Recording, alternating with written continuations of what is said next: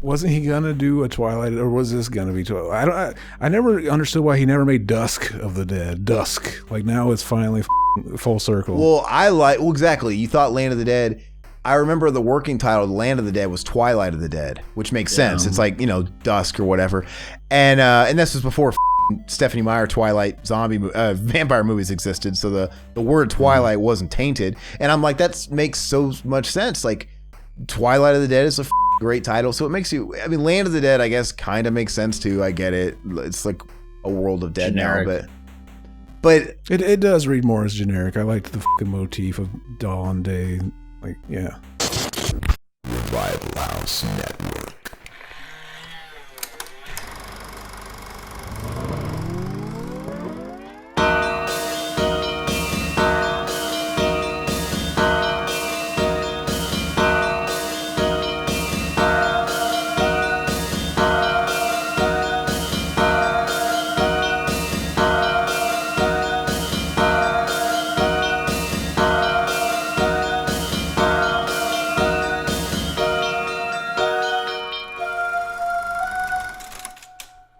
Howdy, everybody. Welcome to another edition of Cinema Enema. So we got Riverman in tow with Normal, myself, and Zach. Hope you guys are enjoying the new video format. I just want to let everybody know, if you guys are watching us in video form on YouTube, please take 2 seconds to feed the algorithm gods. Please like the video, subscribe to us if you already haven't, and leave a comment. All that stuff's going to boost us in the algorithms and help us gain further exposure to people that are also going to dig us. Likewise, if you guys are on podcast-free feeds, same thing. Leave us a review on something like iTunes or Spotify, whatever their system is. It's all going to help us out. But anyway, without further ado, we're going to go ahead and get started. So Riverman, I'm going to let you sort of introduce. Well, wait, we're not doing it like that. So basically, we got Riverman in tow because what we're going to talk about in the meat of the topic is going to be Land of the Dead. Riverman and I were having a chat a couple of weeks ago, and it was weird. It was like our periods were synced or something, because he's like, hey, I just watched Land of the Dead. I'm like, I just watched that too last night for the first time in forever. And it's always been a very interesting topic for me because it's this flick that I want to like, and I always revisit it every few years or whatever, just to see if my mind has changed on it. And we just so happen to have both done the same thing. And we're going to get into all that too. Basically, when did it come out? Was it 04? 05? 05. Yeah. Okay, so 05. 16 years later, is it a good movie? Has our feelings about it changed? That's basically what we're going to talk about, because there's a lot to unpack with Land of the Dead, when it was being made, where George Romero's career was at the time, and just the industry. And was he too early, too soon? Because, it was the start of sort of the zombie renaissance, but it wasn't the peak. But anyway, the first part of the show, we always talk about news, and we usually shoot the shit about what we've been watching, et cetera, et cetera.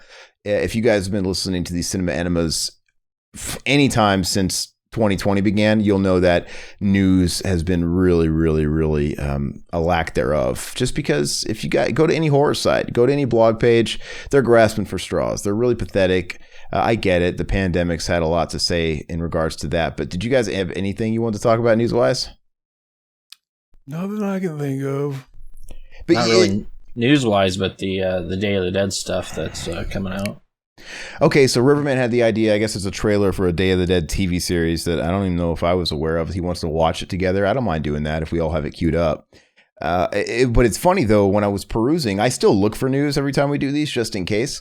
But I feel like I'm living in a weird time loop, because the stuff that we were talking about as news bits 2 years ago are now news bits again. So there's like Candyman trailers being released. And it's one of those things where Candyman, weren't they showing those trailers fucking 2 years ago? And it's one of those things where you forget, like, were they advertising it and then did it come out and it was a bomb and it just got swept under the rug? Candyman was one of those flicks for me, but I guess it was a victim of COVID. But yeah, it was so weird seeing these trailers again that we were seeing a year and a half, 2 years ago. It's really weird. The Candyman reboot got that Destiny's Child type beat, very Chad. Yeah. Oh yeah, stupid dude. It's dumb, dude. It's amazing. Well, Tony Todd's in it though, so I do like Tony Todd. He's not playing Candyman. He might have a cameo. I don't know. He's He's not Candyman. You can see in the trailer he's not Candyman. I never watched the trailer. They probably threw a bone. He's probably got like some kind of small cameo bit in it. But come on, they're not bringing Tony Todd back. They're too low T to do that. Fucking betas. So are we gonna watch the trailer for this Day of the Dead show? Is that what we're gonna do? Yeah. So this Day of the Dead show is being released. Does Zach have it pulled up? Mm-hmm. Okay, on SyFy on October 15th. It sounds like so. So we're watching it on Joe Blow Horror Trailers YouTube channel. If anybody wants to follow the exact one, and obviously we've got ads out of the way. and if you're zeroed out, it's closed up in on this guy that looks like a bootleg Jason Schwartzman jogging. Yeah. So we're going to go ahead and get started. It's a little less than 2 minutes long, so bear with us. We'll try and commentate throughout. You guys ready? We'll do a count off. Yep. All right. 3, 2, 1, play. What's the one thing that we all have? Okay, and this is going to be on what network? US or SyFy. Sorry. Okay. SyFy channel. Die until this morning. Are they taking his original script that was like Inspired by it, yeah, they said. Huh. I was thinking why they didn't do that earlier. This looks pretty low rent, though. Yeah, it does. It doesn't look like quality at all. No. I mean, the Chucky series looks like it has a budget. This doesn't look like Ash vs. Evil Dead or whatever. This looks like... No. This kind of looks like it was a Sharknado shitty sci-fi movie. Looks like a comedy, yeah. Oh. What a waste of $50,000. What a waste, 50,000. A waste of $50,000. That's what they said when they watched the finished product. Oh, there's a nice CGI Yeah. shit. It doesn't look that terrible to me. No, it whatever. doesn't. No. Maybe at the very least it can be entertaining, like Ash vs. Evil Dead. Yeah, it's super... It looks like it's super heavy on comedy, man. Like Ash vs. Evil Dead, yeah. That's funny. Well, so every time they cut from the boom, boom, boom, and they have someone say a line, it's always a one-liner in this trailer. So is that supposed to insinuate that it's going to be like that? It's just going to be like an Ash vs. Evil Dead thing? I don't know, but that's actually a pretty solid idea if they're going that way. But if you think about it, like everything from the what a waste of $50,000 to kiss my saggy ass, it was nothing but one-liners. Okay, it's cheesy, but it looks kind of fun, dude. Yeah, I guess so. We'll see. I have low expectations for. Oh, I do too, but I'll watch it. When is that? We'll see. Rise of the Evil Dead Rise movie supposed to come out? Is that going to be that's going to be an HBO Max exclusive now? I think, right?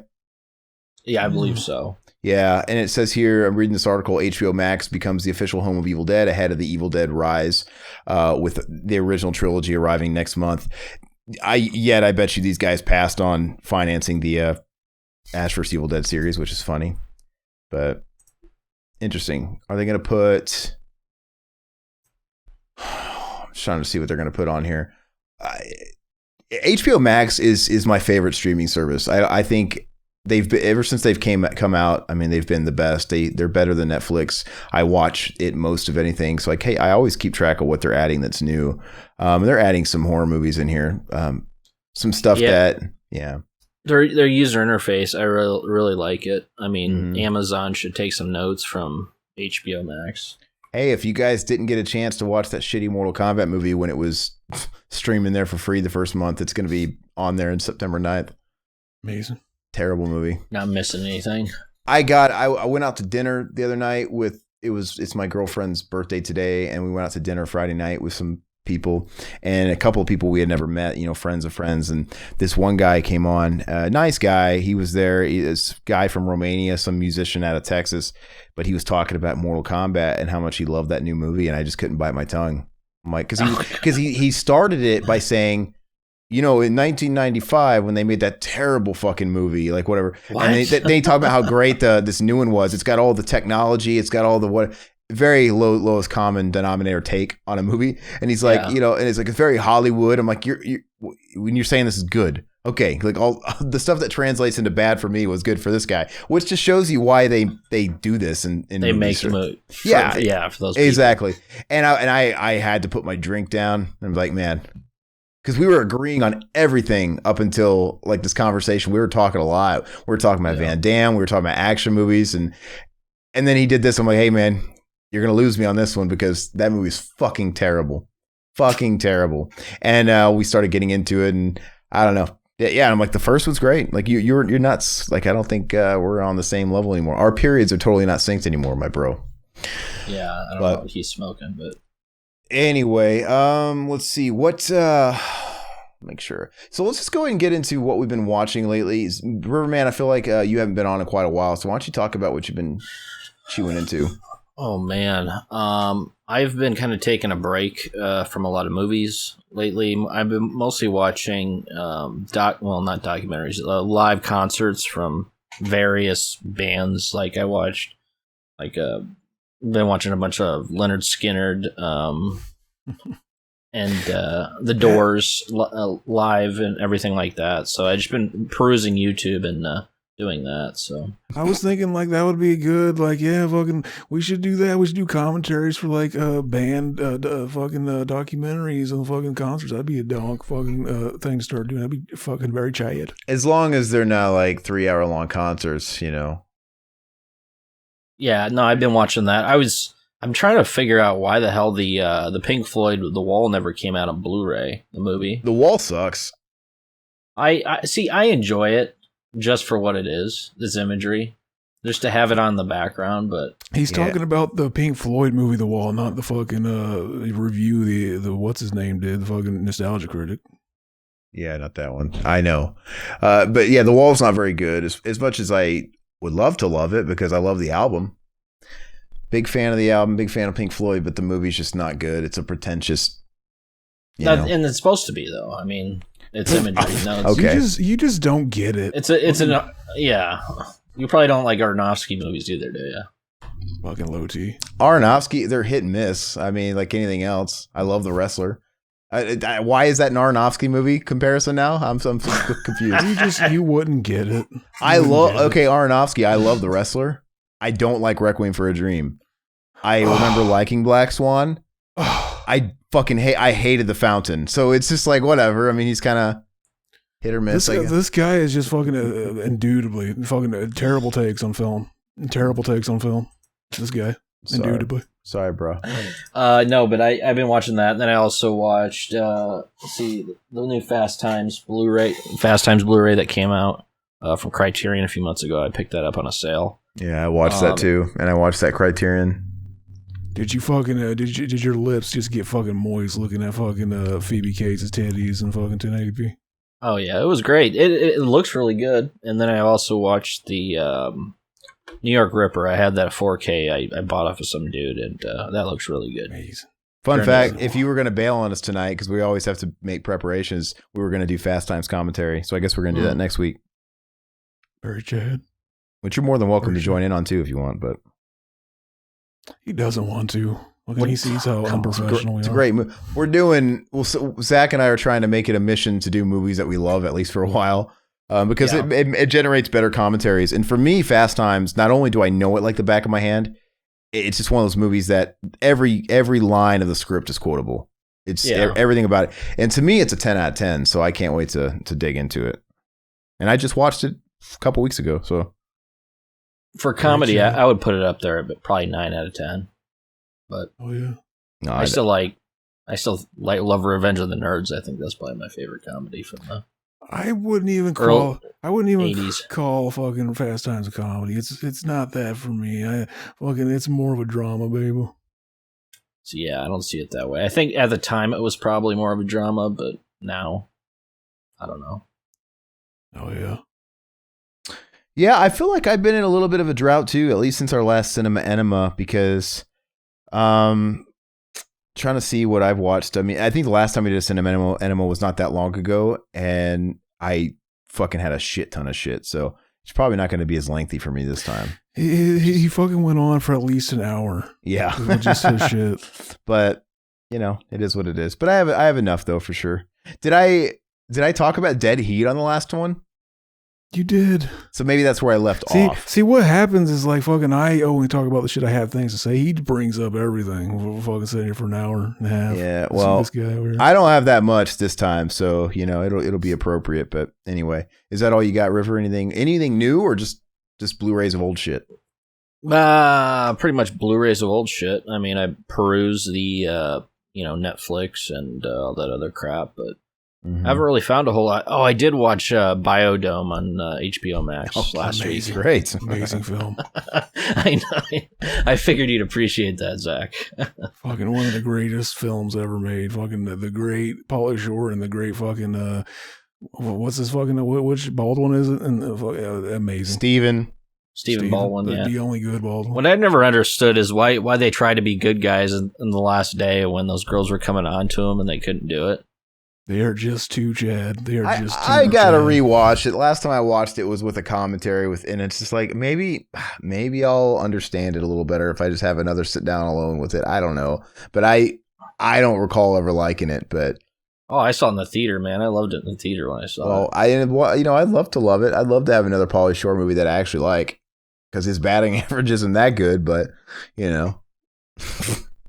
Well, listen to this fucking guy. He doesn't understand film. Every credibility point we had is gone now. I gotta see. Speaking of those old movies, I want to watch. I've been wanting to watch Detroit Rock City again, and I know that's one of Zach's favorites. I don't think we have it in the Vudu and stuff. I think they're running it on sale. It's probably over now, so I should have grabbed it when I could have. But I kind of want to watch a movie like that. So yeah, do they have like a Blu-ray of that, or it's hard to find? Is that out of print? Is. Yeah, it's like fucking $50 at least. It's like Airheads. It never. You can't find it anymore. Just buy it digitally. It's there's not gonna be any good There's not gonna be good special features on any of those bare. You don't know shit. Fucking that's got all the DVD features ported. I'd love to have a Airheads 4K, dude. Oh, 4K special edition. Well, 4K might happen. I'm just saying, like, don't go out and spend $50 on an Airheads Blu-ray. That's what I'm saying. Just buy it digitally. Yeah, I wait till that shit comes out. Anyway, well, did you have anything else, or we're gonna move on to Zach with that? Go move on to Zach. It's fine. Man, okay, Zach, what you got? Fucking, I haven't watched any fucking movie besides the ones I was doing for podcasts. Fucking, I started watching Xavier Renegade Angel on fucking HBO Max. It was an Adult Swim show, and it's basically like fucking. It's just like it's like a drug trip. It's just like, what the fuck? It's batshit crazy. And the animation style is made to look like some fucking like shitty PS2 game that you rented back in the day. It's very Chad. I need to get back into it, but I've been busy watching Frasier. I've been really into the Frasier. I never watched it, and I've been watching it, and I like it. What season you on? I'm on season 3. Okay. So you're in peak Frasier. And Frasier has that...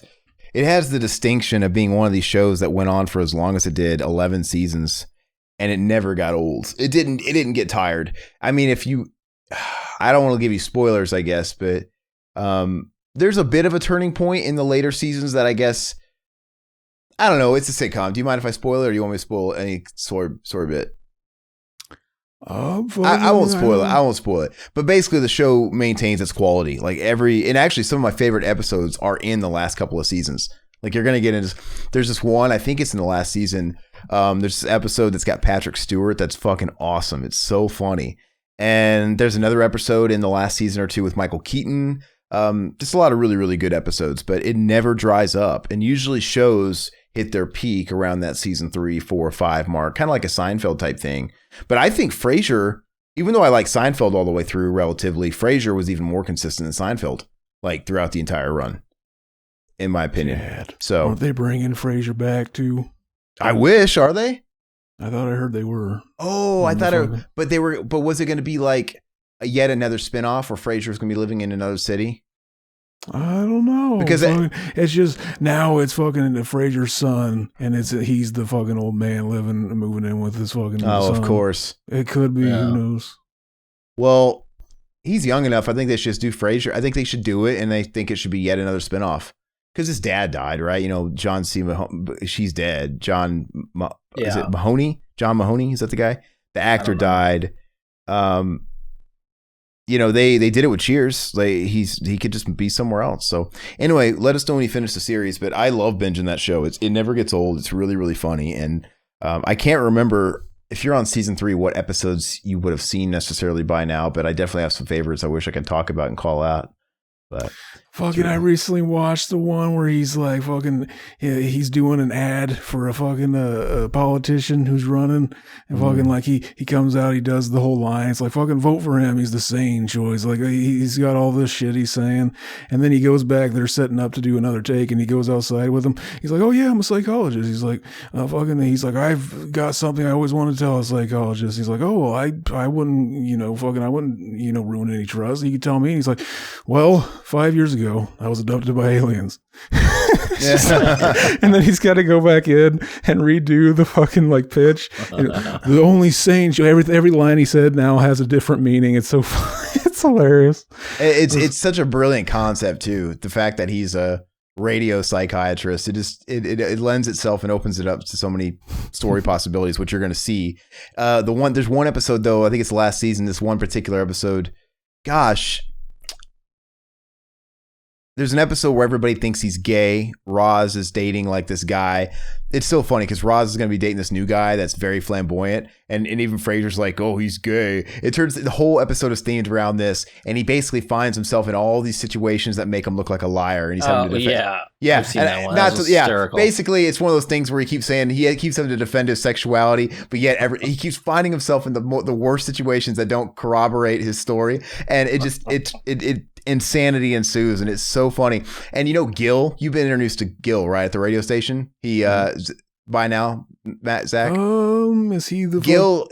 Is he the guy that like does the other show? That's like fucking. He's the gay guy that hosts. Well, he's the closeted gay guy that hosts the food culinary show, right? He just you'll see it.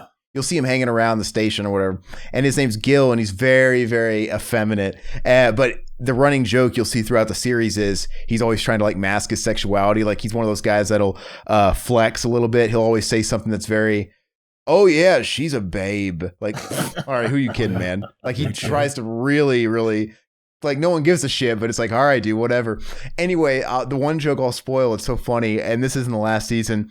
They're all dunking on Frasier because Frasier's on the radio, and even some guy calls up on the radio like, hey, so what's it, Frasier? I didn't know you were one of us. He's like, what are you talking about? And he's like, oh no. He's like, well, I saw you going into Bad Billy's the other night, and he's got an explanation for everything. It's so fucking funny. And anyway, they all start dunking on him, and then when he leaves work, he ends up leaving, and all the like, the Bulldogs or whoever is working there, everybody's like making jokes, and even Gil, the closet homosexual throughout the whole series, even he joins in on the bullying, and he makes a joke too, and Frasier just goes, oh, shut up, you stupid queen, and he just calls him a queen to his face, and it's so fucking hilarious, man, because it's like I've been waiting for this moment for 11 years. And they fucking blew all expectations, and then fucking Kramer just starts blowing them right there in front of everybody. Kramer shows up. Fucking Frasier, the same name, same guy. It's so fucking funny though, man. And Roz is a Stacy, very Stacy. She's got that smoker voice going on.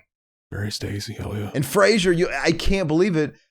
He gets like the most beautiful women, and he always hits way out of his league, and they're always younger. A lot of times they're younger chicks, dude. It's so funny. He's a big Chad, and he's got a big fucking forehead too. I'm like, I don't get it, exactly. But he's so funny, and he's funny because he spazzes out, and the whole concept of the show being so funny is the fact that obviously he's a guy giving out therapy advice that needs therapy himself. Because he's a fucking whack nut, you know. When we all sleep, we have dreams. When Kelsey Grammer sleeps, he has movies. Fucking exactly. Six head, very Chad. So is that all you have? Is Frasier? Did you want to move on to me, or do you have anything else? That's all I got, baby. All right.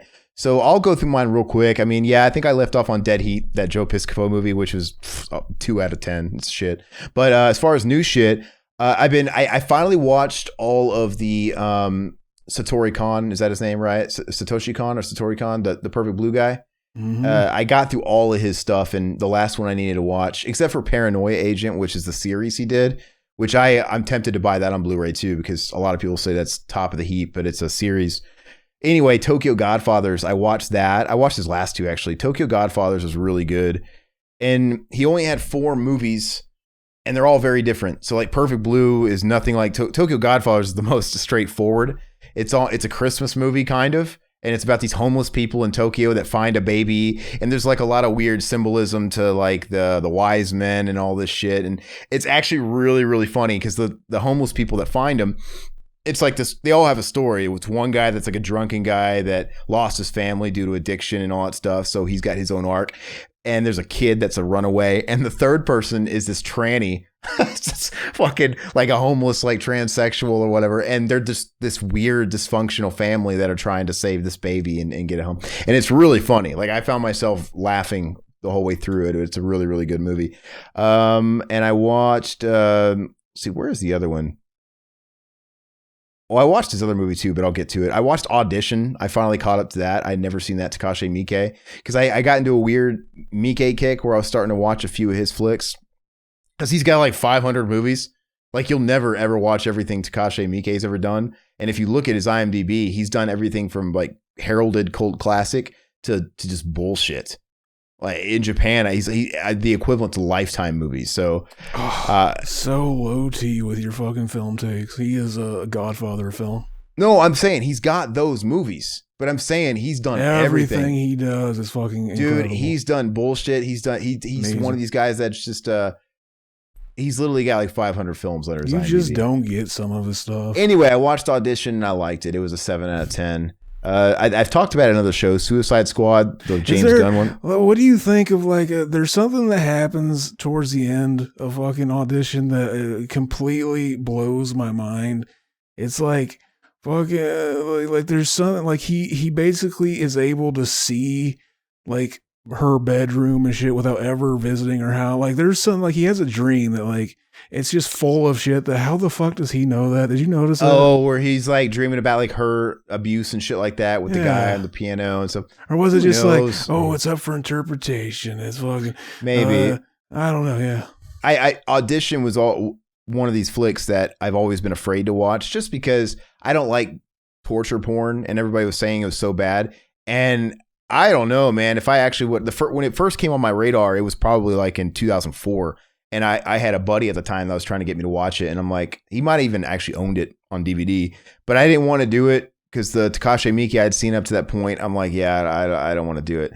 But anyway, maybe it would have been more potent had I watched it 15, 16 years ago. Cause I watched it this time, part of Joe Bob. And I'm like, wow, that was pretty mild. Like, I just think sometime in the last 15 years, I've watched worse shit and I've become desensitized because like, this is the movie this was so controversial because I thought it was lightweight. You know what I mean? So I don't know if that hurt it or made it better for me, but it was a 7 out of 10. Watched that James Gunn Suicide Squad. I thought it was fun. I thought it was a 7 out of 10. I couldn't hate it. I watched, this is another Takashi Miike movie. This is one of the last ones, one of the later ones he did, 2019, this movie called First Love. It was, gosh, I think it was actually streaming on Prime, but it was, it's this movie about a Yakuza and a fucking love story and corrupt cops. It's like a live action anime because it gets a little cartoony, but it was all right. I gave it a 6 out of 10. Rawhead Rex, I finally watched that piece of shit. Fuck that movie. God, it's so boring. Dude, it's so boring, man. You ever watched that, Todd? Rawhead Rex. I think I got it for like $10 on Blu-ray. I haven't watched it yet. It's boring. I gave it a 3. I didn't like it. I watched Near Dark for the first time. I talked about that on a stream, but I loved Near Dark. I thought that was awesome. Had a lot of fun with that. I need to rewatch that. It's been many years since I've seen that. It's just it was a fun little surprise. I mean, like a small story, really likable characters. You know, it was an 8 out of 10 for me. I watched Blowout for the first time, the Brian De Palma. That was a 6 out of 10. I liked it. Didn't think it was amazing. Disagree. But I liked it. I watched that movie, The Runaways. Fuck that movie. So shit, dude. That's a 5 out of 10. You'd think a biopic is just a gimme. Like, it's hard to do a biopic that's less than a 6 because you have the source material. But I just don't think their story's that interesting. I think they saw the fact that they were groundbreaking as the first woman rock band. They're like, hey, we need to make a whole fucking biopic out of this. But that's really about the extent of it. And that's not to shit on who they are and what they did, but they were never popular. They were only big in Japan for like the 2 years they were out. They were not big in America. You know what I mean? They all went off to have more successful solo careers, you know, between the Joan Jetts and the, you know, Lita Fords and whatnot. Do Japan have a thing for jailbait? They must. Oh yeah, they do. Well, they do because their jailbait you're not jailbait unless you're 12 in Japan. Exactly. But yeah, I just didn't think it was that good. Good. Technically, they're when they're 13, they're 12 because they're 1 when they're born. So fucking like it's all fucked up. Very Oh, chapped. you're right. So 13's legal age of consent. So you'd really be fucking a 12-year-old is what you're saying? Yeah, you're right. Fucked up, Amazing. dude. Is it? Are you sure we're not getting it backwards? You're right, because it starts at 0. Fucked up, dude. I watched The Dead Zone. I had never seen that, which is Cronenberg is obviously, but it's a Cronenberg director. Yeah. It's a director for hire movie because it's not very Cronenberg, you know. But it's good. I really liked it. 7 out of 10. I thought it was a cool story, obviously based on Stephen King. I watched Chinatown for the first time finally after being on a watch list forever. I really like that. That's an 8 out of 10. Really like Chinatown. And then I actually watched it back to back with The Two Jakes, which was not as good. The sequel. That was a 6 out of 10. Saw that. Yeah, it came out like 91 and Jack Nicholson directed it himself. It was a 6 out of 10. It was okay, but it wasn't as good. But it's got, to me, oh God, she was such a babe and she just doesn't really get work anymore. But do you guys remember Madeline Stowe? She was in quite a bit of stuff in the 90s. I'll look I her up. know. Fucking. Does she play the love interest of Jake Jackal or Jack Jackal? Oh wait, no, yeah, it's Jake and Jack. Fucking, I was trying to make a joke about the two Jakes by fucking referencing ICP, and it's Jake and Jack. Fucking my bad. Oh yeah, I know you're talking about Aaron. She's hot, man. She's so hot. Chad Nicholson, of course, nails her in it. But no, the two Jakes.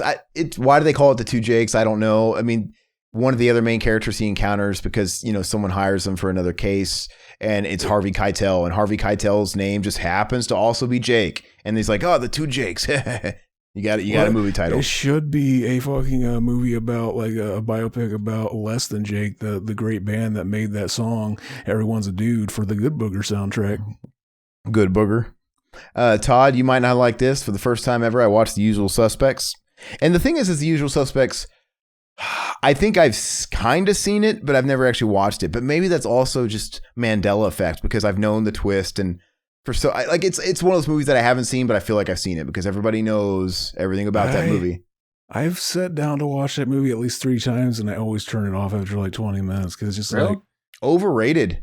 I'm just like, I don't really have a problem getting into it, but it's just like, man, I don't know. I already know the fucking ending of this. And then I feel the same way. I gave it a 6 out of 10, but maybe. If I saw it when it came out and I didn't know the twist and all that shit, I might have liked it more. But yeah, it's just one of these movies where I've known how this movie turns out before. Ever since I've known Todd. Literally ever since I've known Todd. It's I watched when it first came out. I love it. I give it a 9 out of 10. I think it's excellent. It's been satirized and all kinds of. Everybody knows the ending now. Yeah, it's like The Sixth Sense. And it's a wonder that a movie like The Crying Game escaped me, right? Because I watched The Crying Game just a couple of years ago for the first time, and that was a movie too that was satirized a lot, right? Mm-hmm. And everybody knew. And somehow I just so when I watched The Crying Game, I was just as like, holy shit, but yeah, I don't know. It just kind of got a little ruined for me, but it was all right. And that also has the great Baldwin actor from Steven from Biodome. Amazing. There you go. He peaked. All right, I watched Spiral, from the Book of Saw, because it was It wasn't streaming. We just wanted something to watch, and we said, fuck it, and I rented it. And it was okay. It was a 6 out of 10. I mean... I've been wondering why we never did a fucking, Saw exploitation? Glue your eyes open and watch every single one of those movies and do a commentary. I want to say the only ones I think I've seen the first 3 in theaters. I saw the first 3, and I think that's where I stopped, and then I saw The Book of Saw. That was it. The first 3 is like the only ones, like, if you're going to watch any of them, it should just only be the first 3. If you watch the 4th one, you've already fucked up. Like, you've already stepped off the cliff, and it's fucking, that's probably the worst one. Like, you couldn't, like, if you keep going, you'll only regress and fucking, badness. Like, you've already fucking bit the bullet. Amazing. Yeah, I watched, I'm going to end with a good movie on here. I watched The Girl Next Door. Did you guys ever watch that? Yeah, it's a good movie. I liked it, man. The one by Jack Ketchum or the fucking comedy with Alicia Cuthbert? The one with the comedy with that babe, that total babe, man. Yeah. Dude. Oh, yeah. I watched that movie, and to me, you know what it reminded me of? I don't know why I never watched it, but it reminded me of like a Detroit Rock City type movie. Like, this is just a fun, like, teen comedy. Almost Famous. Yeah. It's really good. Yeah. I was really surprised. And it's got a lot of people in it that never really had great careers. Emil Hirsch, he was kind of an almost was and never really happened. He was in Into the Wild, and he was in a bunch of stuff. in the turn of the 2000s, but he never really went off. And same thing with Alicia Cuthbert or whatever. She didn't really happen after 24. The Ranch. I mean, she's good in that. Yeah, a Netflix show. I rest my case. She didn't really. But she's good in it. She is.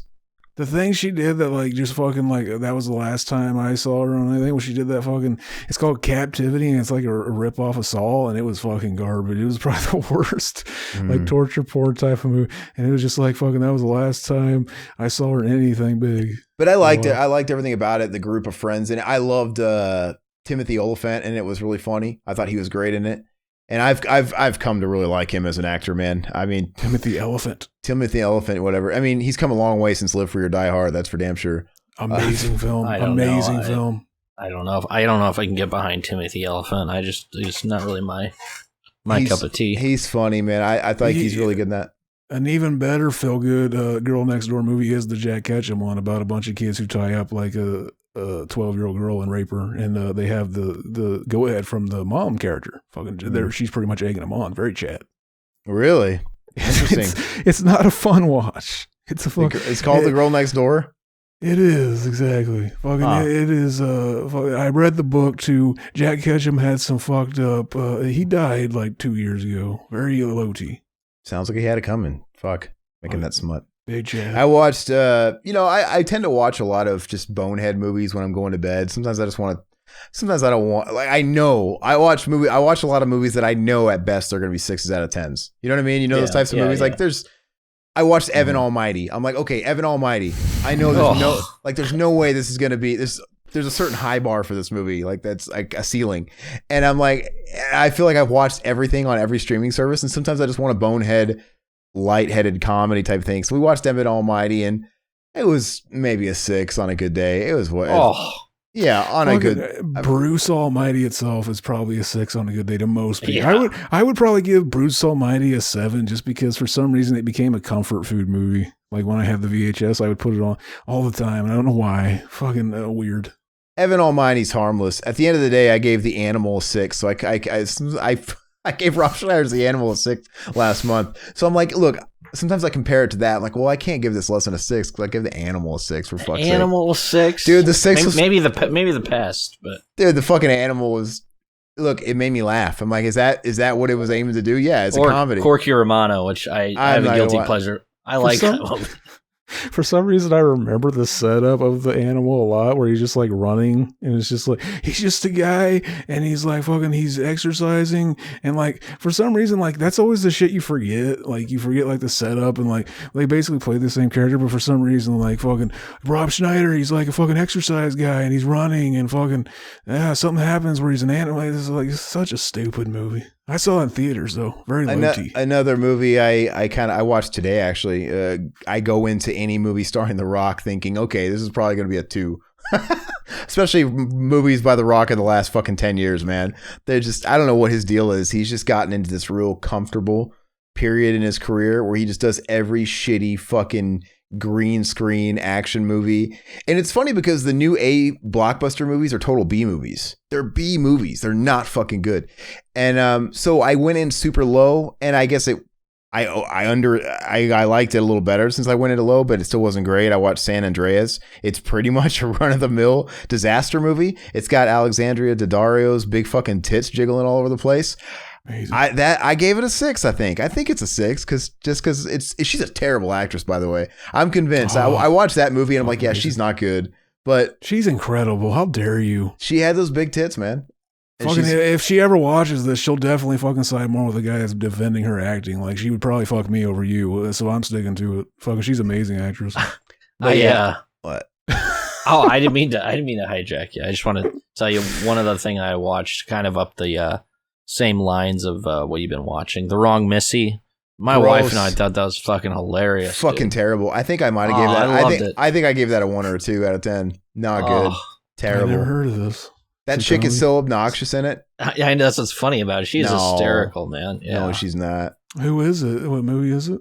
The Wrong Missy. It's a David Spade Netflix movie, and it's got some no-name comedian that's trying to make something of herself, and she's not funny.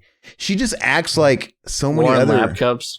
Yeah, she's funny. Yeah, I didn't like it, but Anyway, I oddly enough though, I thought I kind of somewhat enjoyed that movie, The Do-Over, at Netflix, Adam Sandler and David Spade movie they did a couple years ago. Which one? The Do-Over. Is that the one where he played like a mentally challenged guy? No. Oh, what? Yeah, well, that's all of his movies. Yeah. No, that was the Halloween Town or whatever. Oh, Hubie Halloween movie. Oh, it's Hubie terrible, Halloween. dude. We watched that for 5 minutes to turn that shit off. That's so bad. Anyway, but the last movie I'll talk about I really liked. This is the last Satoshi Kon movie I watched. I watched Millennium Actress, and that was good. I thought both this and what was it? Tokyo Godfathers were both 8s, and they're very different. Millennium Actress, you should watch that. That's really, really good, and that's a unique story. It's kind of a drama with like little touches of comedy in there, but it'll kind of pull your heartstrings. It's really, really, really good. But that's all I got. So. Exactly. Anyway, unless you guys have any lingerers that you forgot to mention, we can take our break and then we will get into the meat of the topic. We're going to talk about George A. Romero's Land of the Dead. Break? Oh, yeah. Yep. Pork rind.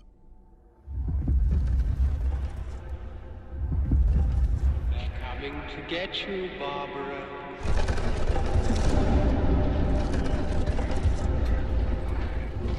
The unburied dead are coming back to life, seeking human victims. We don't know how many of them there are. Do you think we'll be able to defeat these things? We don't really know.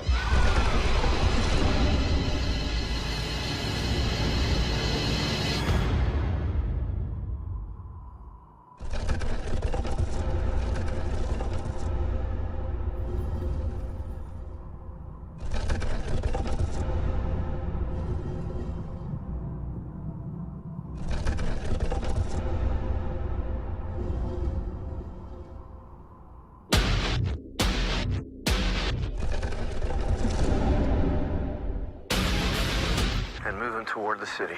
There's nothing there, man. They're communicating, they're thinking.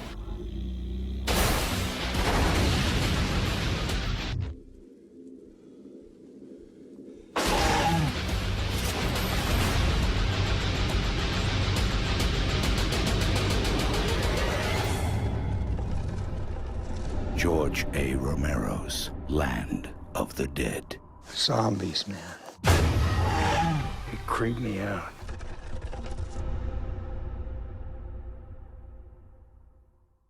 All right, everybody, we're back and we're going to get into the meat of the topic, which is Land of the Dead. I rewatched it a couple of weeks ago back when I was saying Riverman had watched it too. I don't imagine you watched it again. Did you?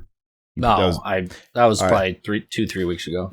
You did not do your homework, my friend. I watched it. Well, you hadn't watched it in God knows how long. So Land of the Dead is an interesting movie because when it came out, I remember there's a lot of hype. I don't think mainstream hype. I think a lot of hype within the horror community for obvious reasons.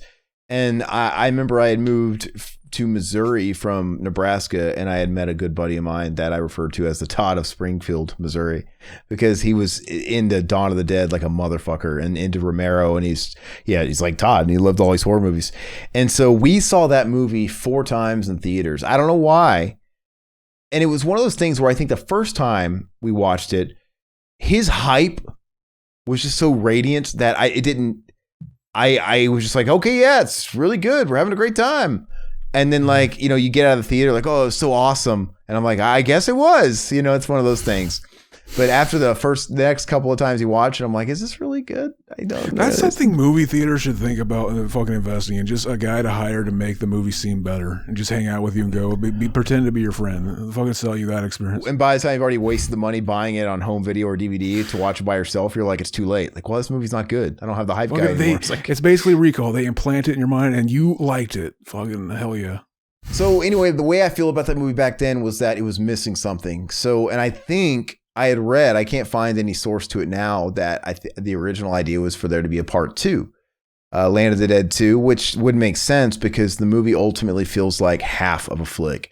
It's Day of the Dead 2 is what it is. There needs to be a Day of the Dead 3 then, because it feels like it's like one act and half of a second act.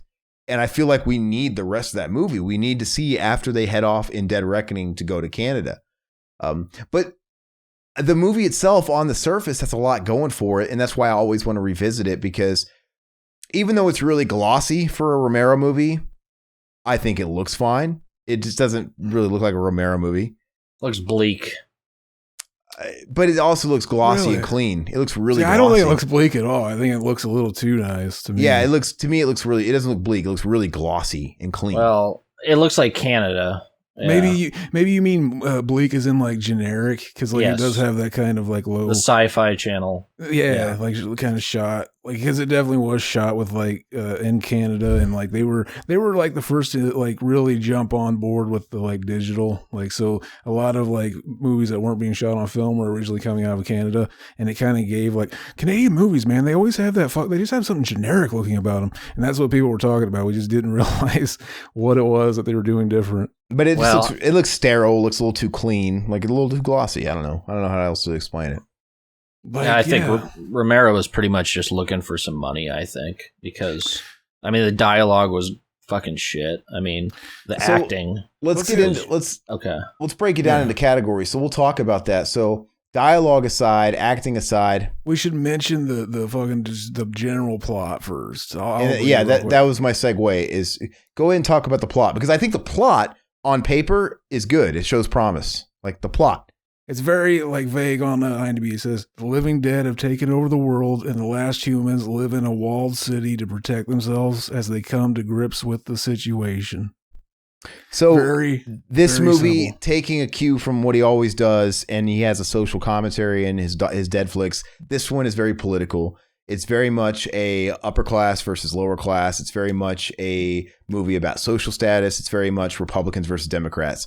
Clearly, Dennis Hopper, the guy who's running the Green, this fat cat that's on the inner walls, he's clearly like George W. Bush. He's supposed to represent that guy, right? Obviously. And see, I remember people were saying like, "Oh, fucking, he's the president. He's George Bush." I was like watching it this time, I was like, I don't see that at all. Maybe I think he's the follow. I don't know if he's George Bush, but I think he's the Republican of the time. I think he's just supposed to be like the fucking basically the he's supposed to represent like the elite, and fucking he's the one on the big tower, and like we're fucking down here, and like fucking we gotta go fucking get him, baby. Like whatever. Like, so I think in a broad sense that's right, but George Romero was very much a liberal. I think a lot of people like they had him say that line. They had him say, "Fucking what was it? Is we don't negotiate with terror." That's why they were like, "Oh, it's."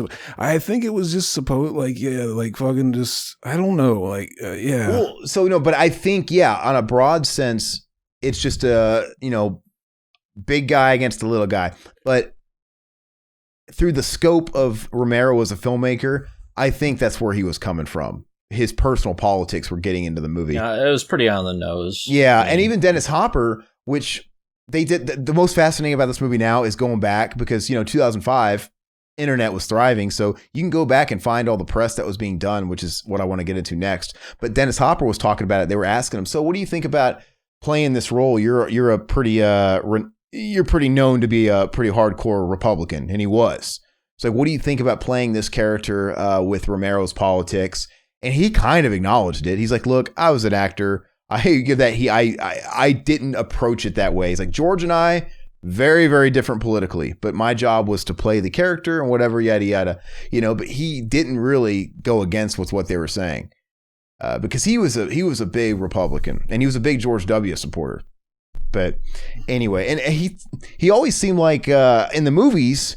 He played he's always batshit crazy guy. From True Romance to Blue Velvet. He's always just fucking nuts guy. But he actually seemed really straight-laced in interviews and stuff. And people always said he was really cool and chill. Like an old hippie. That type of guy. He'd be fun to talk to, absolutely. Which is weird because yet he was a Republican, which is kind of weird. But anyway, I think the plot on the surface was cool. Like, okay, we can work with this. Like if you gave me that elevator pitch and you were trying to pitch me Land of the Dead, I'm like, okay. I get it. It seems to be in suit. But yeah, there's something about it. The actors, with the exception of a few, let's talk about the characters, because that's what the big. I think that if the characters don't work, then the movie doesn't. The best work. character is John Leguizamo. But look, because the movie is essentially half a movie, anybody that survived that movie doesn't have a complete arc because the movie just stops. So Ozzy Argento doesn't have a complete arc because the movie goes nowhere. I don't like Simon Baker. He's too pretty to be in that movie. Terrible. He looks like he's very forgettable. He looks like a soap opera actor. It's just I don't know.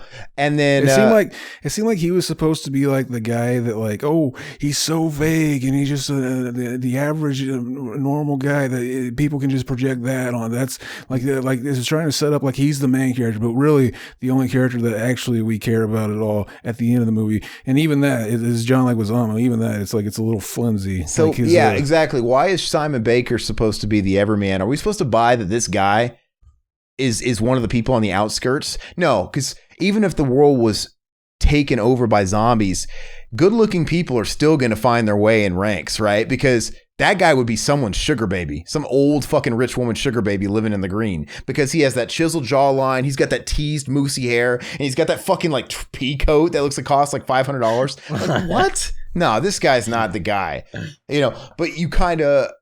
But John Leguizamo, unlike everybody else, because his character dies, spoiler alert, he actually has a complete arc.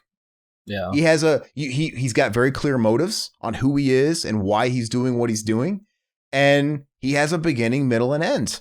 So you say, yeah, let's talk about like kind of the motive, because like, okay, so the movie starts out and it's like, it's showing the zombies and it's making the direct comparison between like the class, like, oh, they're clearly kind of like in the slums and they're looking up and it looks like, they start to finally learn how to use Tool. Kind of they're hinting at that because there's the zombies they were playing like the notes from the song that was on like Dawn of the Dead or something, and they're playing it, and then the what's his name? Is it Bub or what? Big Daddy? Big Daddy, yeah. Big Daddy. He fucking Bud the Chud. He picks up something and it's like it looks like he starts to like use it as a tool, and he's like looking up and he sees the big tower and he just starts walking towards it, and fucking it's just kind of like, yeah, it's laying on the like we can kind of just deduct what he's thinking because of how he's like miming and everything, and like, okay, he's clearly like he wants to fucking go get the guy he thinks is like the culprit, but it's zombies, so it's like it's told in metaphor.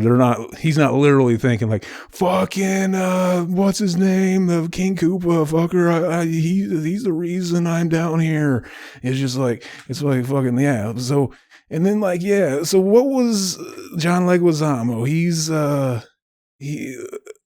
Because there was something I was confused about. I was like, okay, so John Leguizamo, he's doing work for what's his name's Koopa. character? He's doing work for Koopa. He's doing work for Dennis Hopper. He's fetching rations, doing whatever the fuck he's got to do. I don't know. I don't really know. Odd jobs, killing people. Odd jobs, yeah, getting rid of, taking out the trash. And his main motivation is, look, he wants to be in there too. He's just this. Yeah, he eventually goes to King Koopa and he's like, I want to be in this. Basically, it's the analogy of it's a big club and you ain't a part of it. So he's like, I want to be one of you. I want to get like I want to be rich too. Like I've been doing all this stuff for you. He tries buttering him up with a fucking bottle of bubbly he scored or whatever, and he starts and he kind of has that talk of like, all right, so I was kind of wondering, I've been working for you for 5 or however many years, and thought about maybe with all the money that you owe me, this is what he said, with all the money that you owe me for all this work, I can finally afford a place here. And they don't deny that he probably owes him money and he's going to pay him, but it's just like the thought that he can buy a place there, like, no, you see. And he gives him some kind of like backhanded passive remark of, oh no, like you don't meet the qualifications or something like that. And that's, basically you're a street rat, you're an urchin, and who knows, maybe you're a Mexican, whatever his angle is. Koopa kind of seems like a racist, whatever it may be. Well, he did call him at the end, which is pretty hysterical. Fuck a Koopa. But yeah, essentially. And of course he has that, well, fuck you attitude or whatever. And it's funny because I get it. When it first came out and the zombies, and they had the whole Big Daddy arc and the zombies were getting smart, I thought it was stupid. I hated it. It's like, but you know what? As time has gone by, that's one of the things that has aged well with me. That doesn't bother me anymore. I'm like, you know what? I buy it. I buy that they would evolve further, because we never really got to see, just because we grew up watching Night of the Living Dead, Dawn of the Dead, and we were just watching these same movies for fucking 30 years, 40 years, it doesn't mean that if it were to go on further, they wouldn't evolve. I mean, obviously there's like bub shit and stuff too, but apparently, did you read the trivia that apparently Bub it makes a cameo in this one? I saw a character look just like him, so I figured apparently that's supposed to be him. He's got the same shit on, the same color on. Was it the same actor too? I think it was. I don't know. I don't think so. I didn't see him in the cast unless he's like buried in there. So I buy it. I'm like, so that didn't bother me so much. But when John Leguizamo came back, why was he automatically smart enough to kill King Koopa? He was a fresh zombie. Like, how does it work?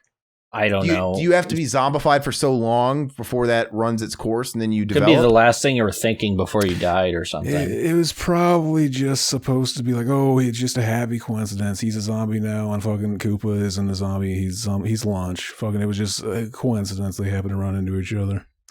But yeah, I don't mind the actual Big Daddy zombie because I know people like really like him, but his makeup is god awful. Yeah, it's terrible. And I've seen him at conventions, and he wears what I assume is, I mean, obviously he probably hired someone to redo it for him, but it looks like shit, man. That weird little face paste thing he has on his eye, it looks shit, especially in HD.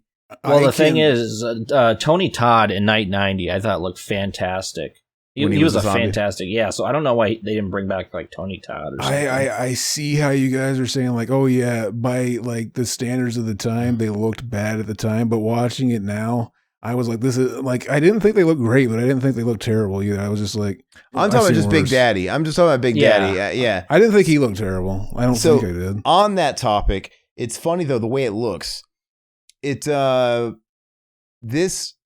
know why they made the movie. So the year before, Zack Snyder had Dawn of the Dead, and it was a big studio hit. So that's the whole reason this movie exists. Yeah, exactly. So they're like, oh well, let's actually give George Romero some money. And for the first time ever, he got a budget on the heels of Dawn of the Dead remake to make his next installment of his Dead series. And I remember there was a lot of media hoopla going around about it. Like you had a lot of filmmakers in the news. You had people like Edgar Wright, who was hot off of Shaun of the Dead and stuff like that, talking about. You had Guillermo del Toro, and all this stuff's out there if you want to look it up on the internet. People being quoted and asked about, at the time, George Romero's return to cinema and the upcoming Land of the Dead. And you have people, I know one of the ones I remember is Romero, but basically, no, sorry, not Romero. What's his fucking face? Guillermo del Toro. He was saying basically, like, finally, they've given the master the tools he deserves. This is in response to him getting the budget and them announcing Land of the Dead. And all these people were saying the same thing. And I'm thinking to myself, man, they're saying all this shit before the movie even comes out. And it's like, I wonder how they felt when the movie came out. Like, oh shit, George. I wonder if they gave him the tools and George failed.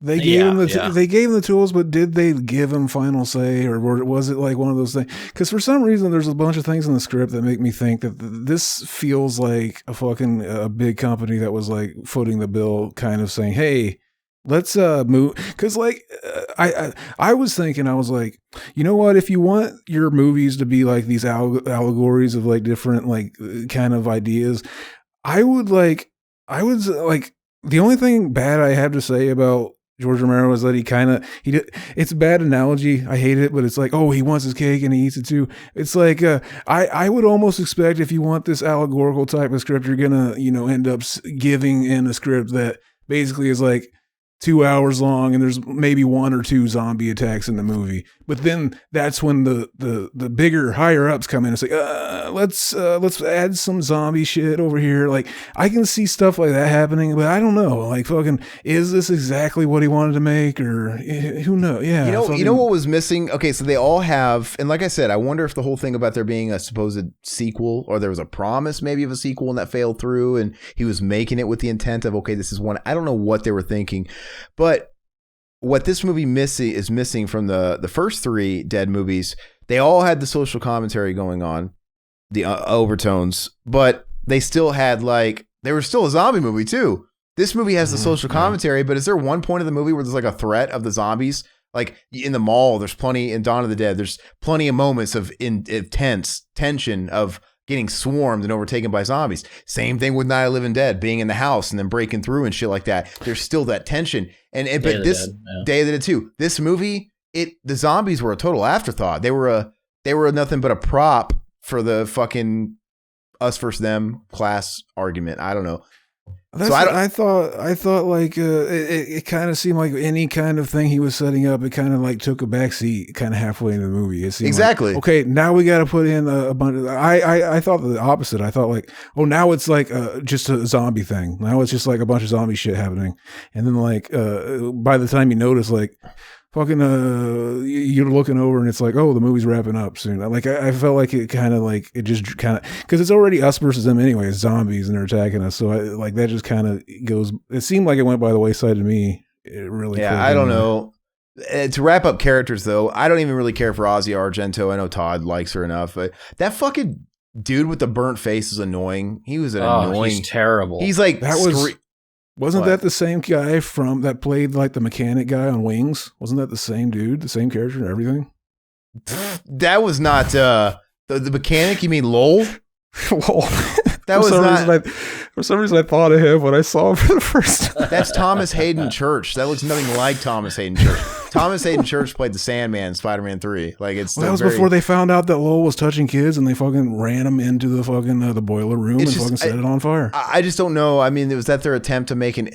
If you have to give somebody a deformity to make them an interesting character that stands out, they're not interesting. Because it was really annoying him just saying that same shit over and over again. Like, just look at me. You wouldn't do it. Just look at me. Would you just look at me? Like, I get it. You're a fucking freak. You look fucked up.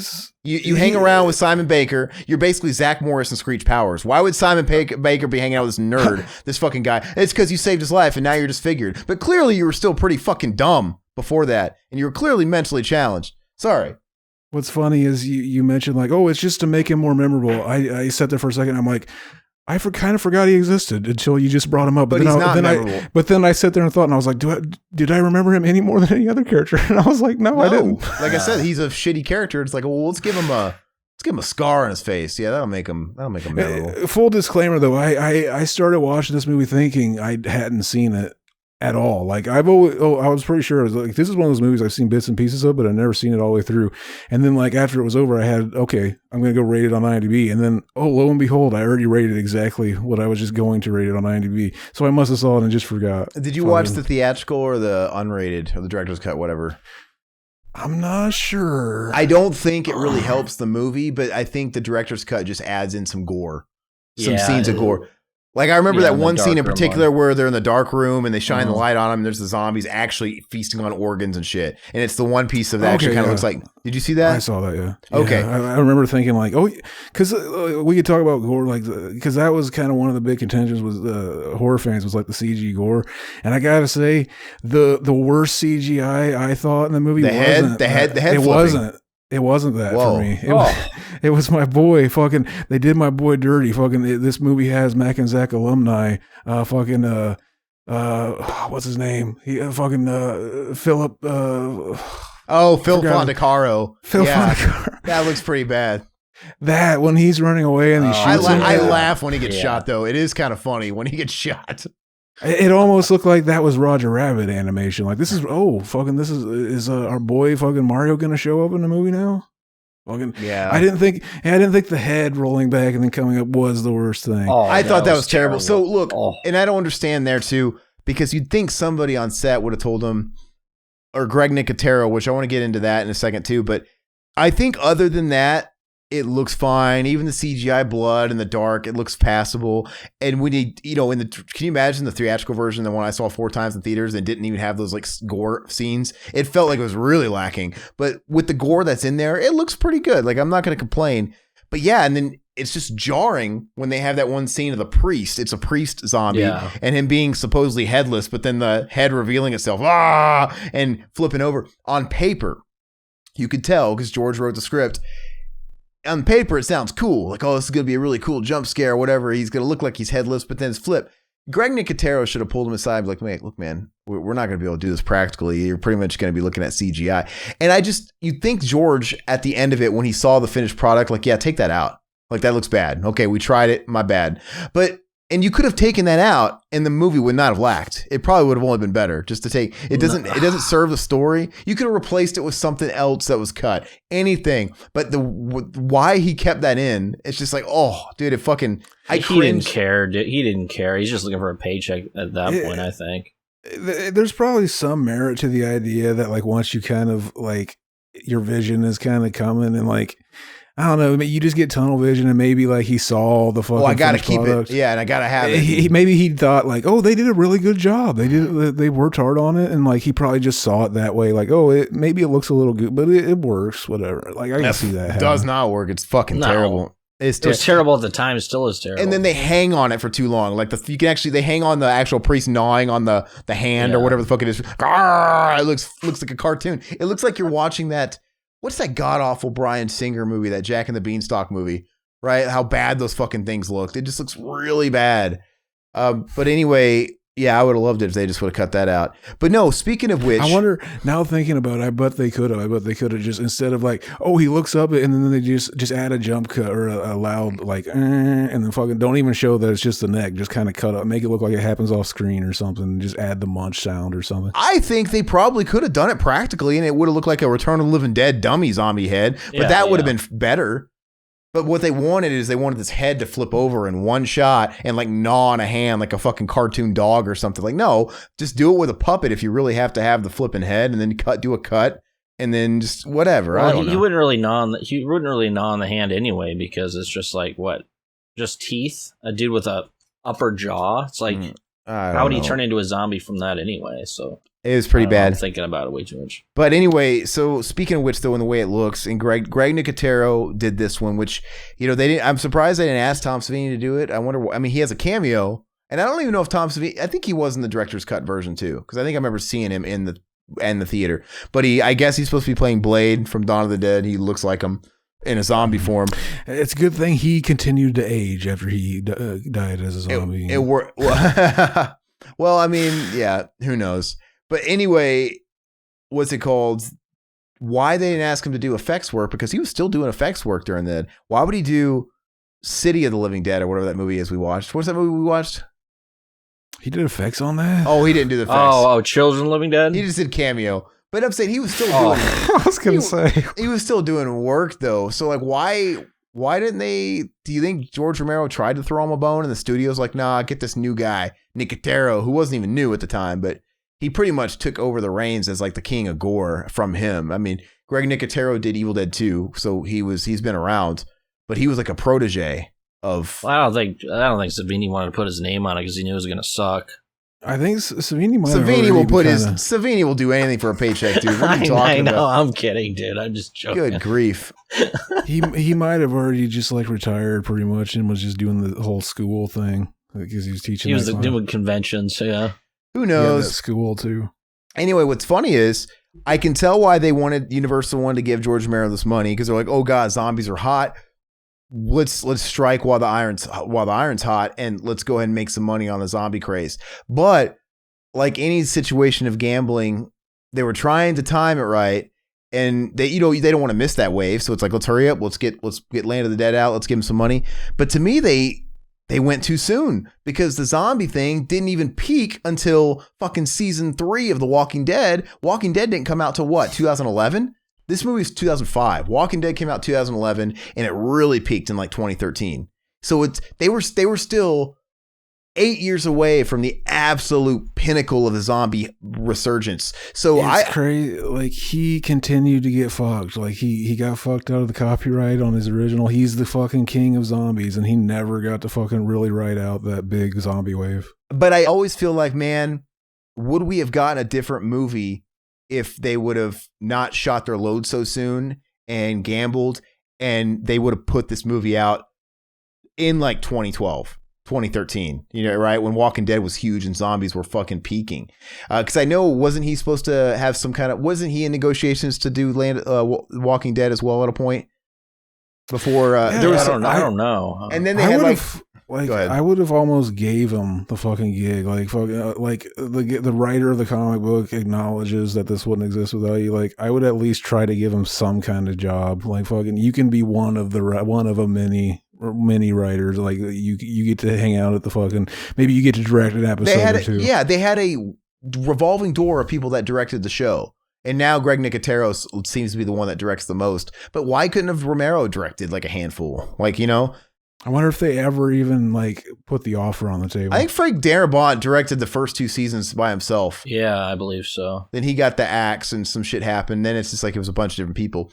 But yeah, anyway, it's funny because when you watch Land of the Dead, when you take into consideration that it's Greg Nicotero doing the zombies and shit like that, it looks like proto Walking Dead. Because it looks like what Walking Dead's going to be when it comes out 6 years into the future. So at the time I watched it in 2005 and I'm like, whatever. But the zombies look the same. They look like Greg Nicotero Walking Dead zombies. They even call them walkers in Land of the Dead. They even call them walkers, for fuck's sake. So everything about it makes it feel like, am I watching The Walking Dead? And then, but yet 5-6 years down in the future, television and censorship and all that stuff had come a long way. So Land of the Dead, a theatrical movie, seems so fucking tame. But if they just would have waited to capitalize on giving Romero a budget to make Land of the Dead just 7-8 years, dude, they were doing shit on The Walking Dead that was going way harder than Land of the Dead in the theaters. Oh, yeah, because by the time Walking Dead was on TV, dude, they had gore, they had pulling intestines out, and they were never getting away with this shit in 2005. You would think that we would be back to like the 80s time when now we can have like breasts in a PG-13 movie because of how like TV's been pushed. You think it would like the R would like get a downgrade in movies now or something, but it hasn't.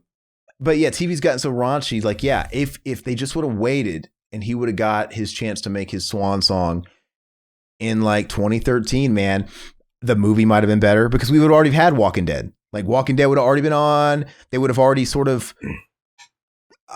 Well, he already made a swan song though, "Survival of the Dead." Yeah, gross. But I'm saying like if Walking Dead was already in motion, I just think a lot of these like kinks would have been worked out with what people love out of zombies today, and Land of the Dead would have been a different movie if it came out 8 years later.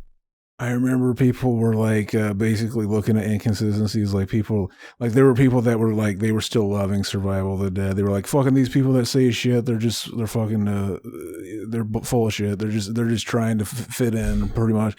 And then if you watch Land of the Dead, it's only a natural progression that the zombies would start learning to ride horses.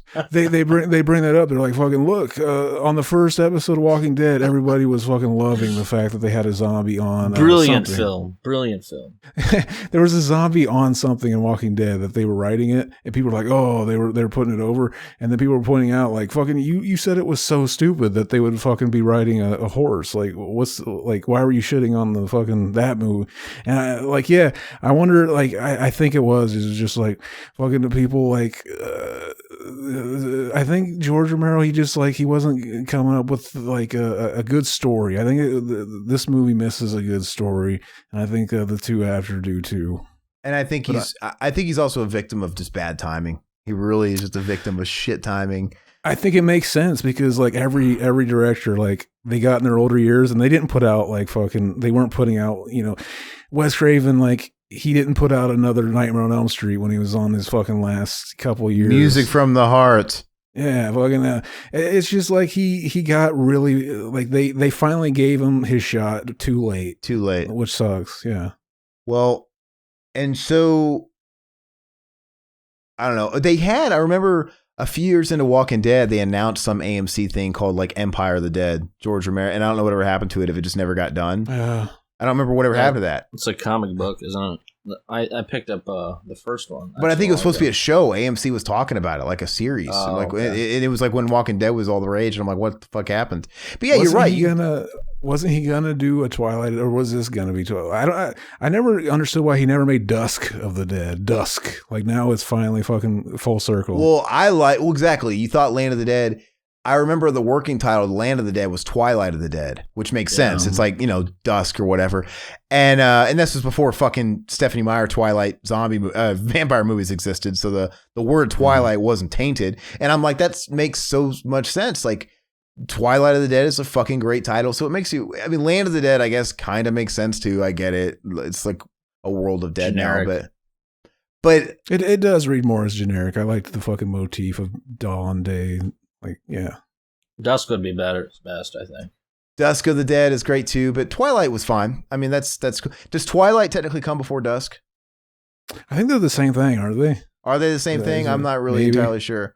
But Not sure. anyway, yeah. So I think it would have been a different movie if they just would have if his timing was better and they would have waited a handful more years. But yeah, I think you don't get a lot of chances in that industry. So the fact that they gave him that shot in 2005 and it turned over a little bit of, it wasn't like a total bomb. I think it made like $5 million or something. No, it doubled. Well, he got like a $30 million budget, which is a lot of money for him. I think it more than doubled the budget, but I don't know if it quite.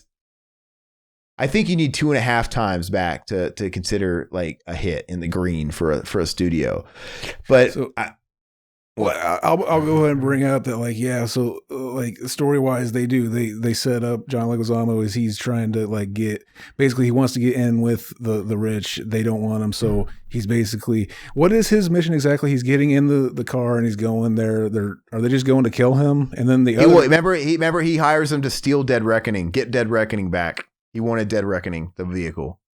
Yeah, and then the fucking Ozzy, what were they doing? Were they trying to stop John Leguizamo, or were they on John Leguizamo? I don't think they knew he was crooked. Yeah, they were just trying to get in Dead Reckoning and go to Canada. You know, they're just. Yeah. I don't fucking know. Yeah, I remember that being like a thing that I wasn't it seemed like it was unclear on what exactly they were both doing, and I was lost both times. But then, yeah, it ends with them making it there, and then John Leguizamo, he gets bit, and I wrote down he gets bit, yeah.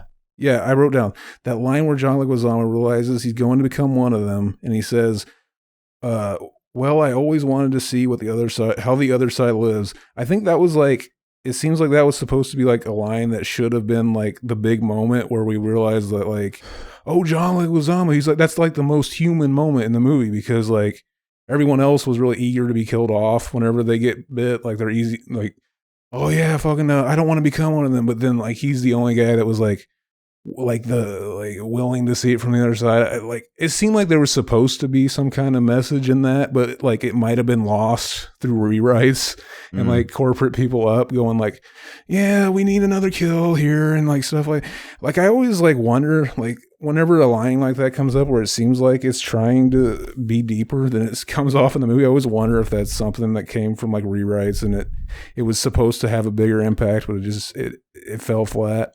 I also wonder how much was left on the cutting room floor. If they really, how much was filmed, and could there really be a movie there? Is there something to salvage? If somebody else got their hands on it, all the unused footage and stuff.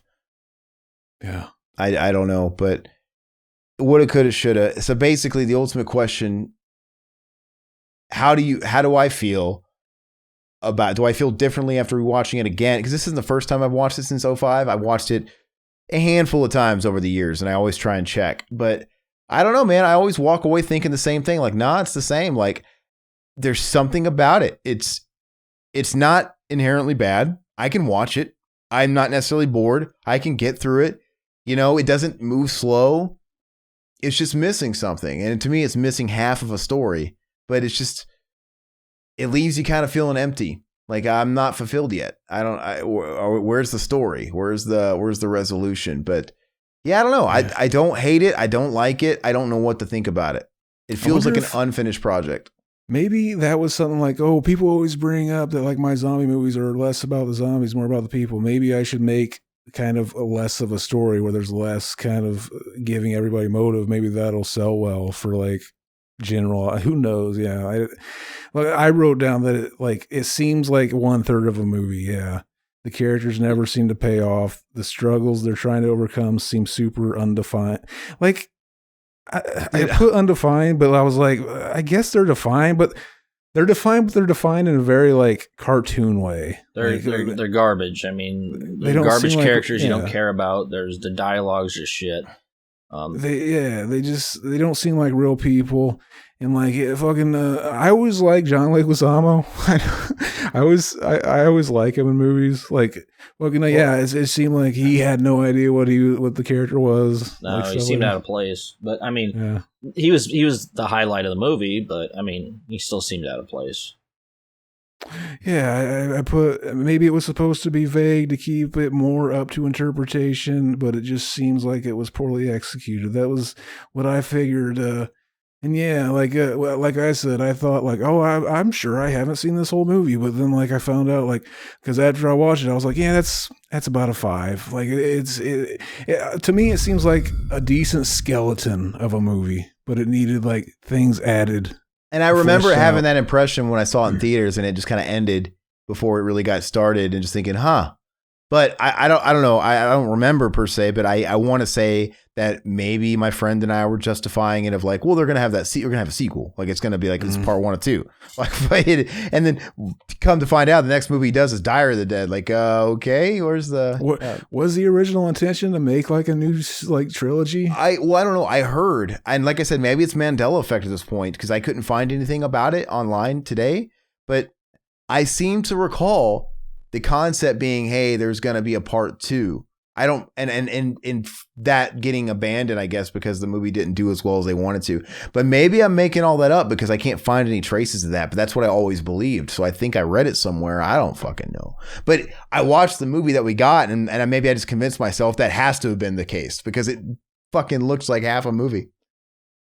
What if he was trying to be high IQ and be like, fucking, now that they're giving me money, I'll fucking give them a very vague movie that pretty much ends with a to be continued. Then they'll have to give me more work. It's just backfired. That would have been funny if you have the first movie ever that says to be continued, like a TV show. Shit. I mean, I think there are movies that say it. Didn't really? Back to the Future did, didn't it? Oh yeah, to be continued. You're right. I guess so. Well, that would have been funny because then we would have still had that today, to be continued. Like, But I think when I saw it in the theater, I actually thought you liked it a lot more than I did, and I was the first time, like I said, I think I had rose-colored goggles, and I was just like, because I was with like the ultimate hype man. You have to understand, And well, he was excited because he's older than us. He's probably like 50 now, and he grew up worshiping Dawn, like when it was out. Like, he loved Dawn of the Dead. So for him, he had literally been waiting his entire life for a follow-up. See, so he had 30 years of build-up to a fucking sequel, or sorry, 20 years, right? we should have got him as a guest on here to see how it aged with him. Yeah, exactly. Absolutely. That would have been good. But yeah, so for him though, he was somebody that saw Day of the Dead in the theaters. Mm-hmm. So I imagine for him, on a much smaller scale, obviously, it was the equivalent to someone a little older seeing The Phantom Menace, right? That saw Return of the Jedi in theaters or something. And it's like, it's been decades. So it was a huge fucking deal. And Phantom Menace was the same way. Everybody that walked out of Phantom Menace that was a Star Wars diehard that was like that, they loved it because they had like the fucking rose-colored goggles on. And then it was like, once it all settled, it's like, actually, no, that's fucking suck. That movie was whack. The pod racing shit, what was going on? But I'm telling you, I went and saw Phantom Menace. I was never a fan, but I went with a friend whose dad had an extra ticket. And dude, I remember all the fucking 40-year-old virgins coming out of that place. They were like fucking like, oh my God. I guarantee you those same fucking people, man, were like, this movie sucks just a year later. You know what I mean? Oh, absolutely. Yeah. But I think Land of the Dead was the same way for him, is what I'm saying. So but yeah, I mean, it is what it is. But I remember watching Diary of the Dead. I bought Diary of the Dead when it came out. I actually went out and I went to Kmart, RIP, when Kmart was around. I walked into a Kmart and they released Diary of the Dead and a repressing of like an anniversary edition of Night of the Living Dead with like the red slipcover. I don't know if you have that one. No. But and it was like an officialized one, like approved by George Romero. It wasn't like one of the many like. Anyway, I remember watching it and I remember liking Diary of the Dead. Okay, I don't remember hating it. Yeah, that's not bad. I haven't watched it since then, so it's probably been like 15 years or whatever. I actually liked it better than Land of the Dead at the time. Oh yeah, no, I remember liking it better than Land of the Dead.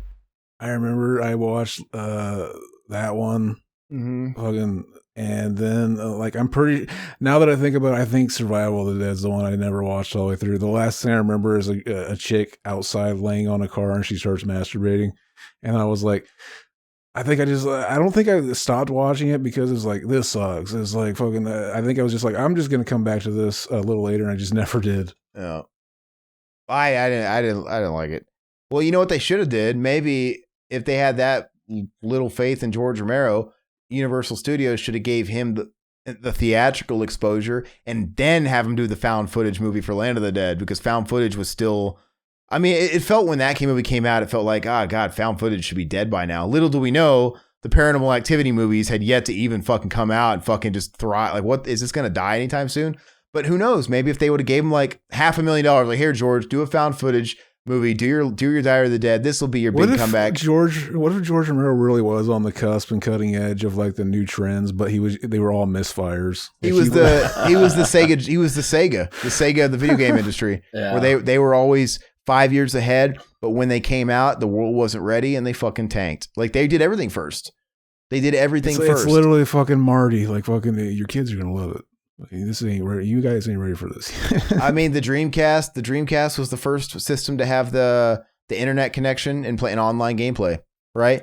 And people weren't quite ready. It came out a couple years too premature.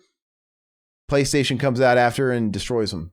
He should have fucking got together with Lucio Fulci and they should have just became a tag team. Oh, that would be awesome, man. They should have been tag teaming his daughter, Ozzy. Hell yeah. You know what's funny? Isn't that funny though? That's a different guy. That's Argento. Oh yeah, that's Argento. Oh yeah, that's right. That's Dario. It's in the name.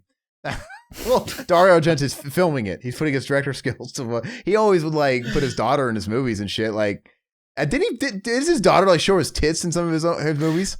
Fucking, he puts his daughter in movies and then he makes her get naked in movies in a couple. Weird. And she's weird. I think the Stendhal syndrome even has a rape scene that he directed. It's like, really it's just a different culture there. I guess like they're not as uptight about nudity. If you were to ask Dario Argento about her like grooming that underage boy, right? Because she got hashtag Me Too'd and canceled. He'd be like, I don't see the big deal. I fuck little boys all the time.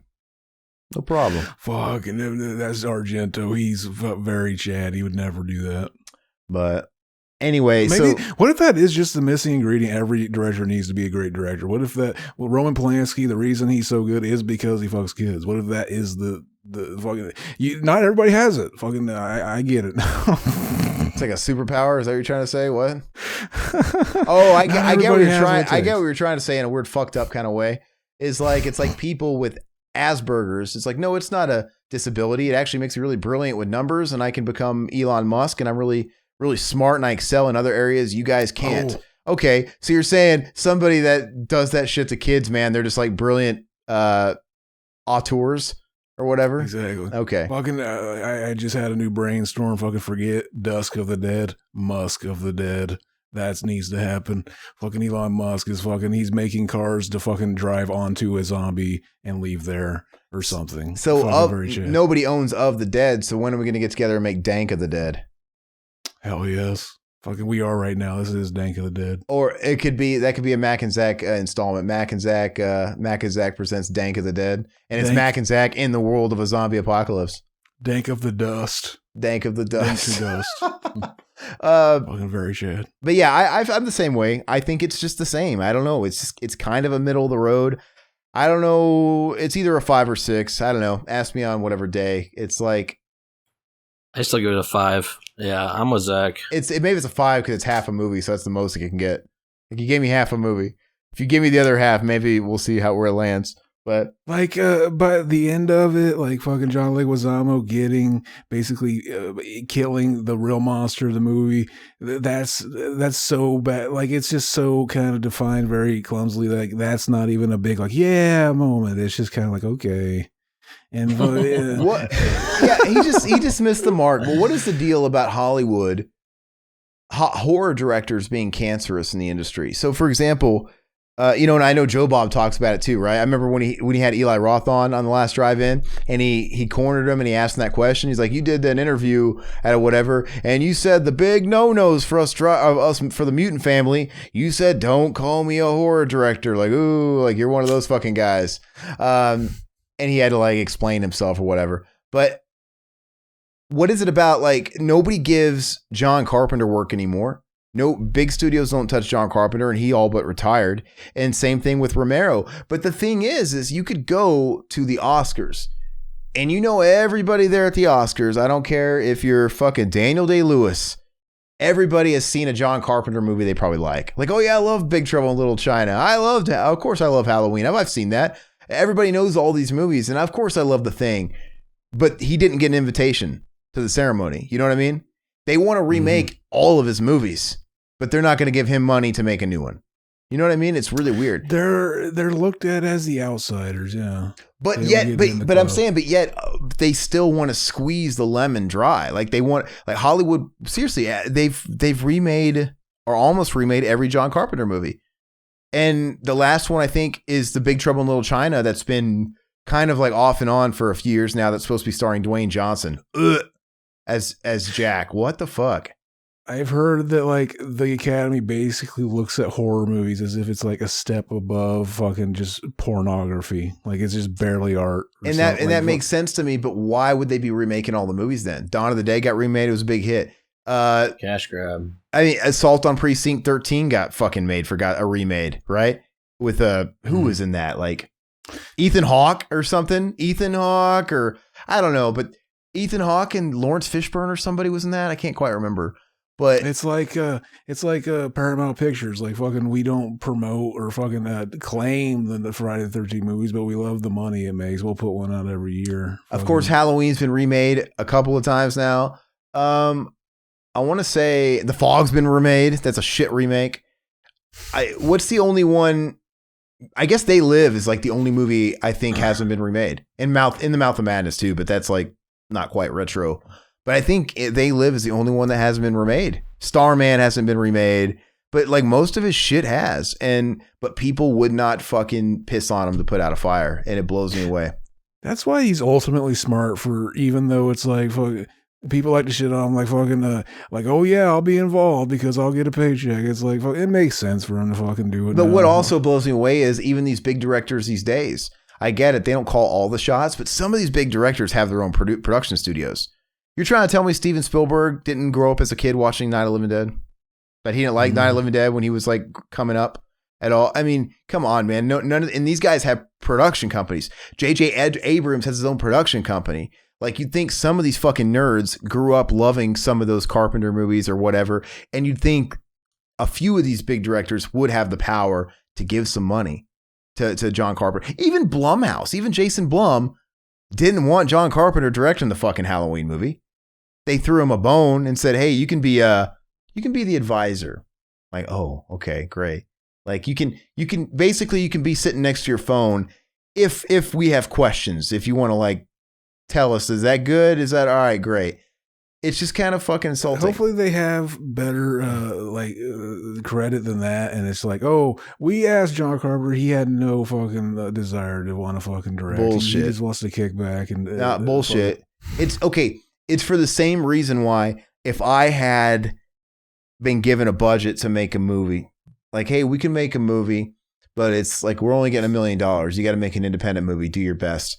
All right. Well, $1 million, huh? We can have no-name actors, or we can maybe afford to pay like a faded star who's a name that'll give us some recognition. Basically, it looks better for you if you're on a limited budget to have no names than if you were to put Pauly Shore in your movie.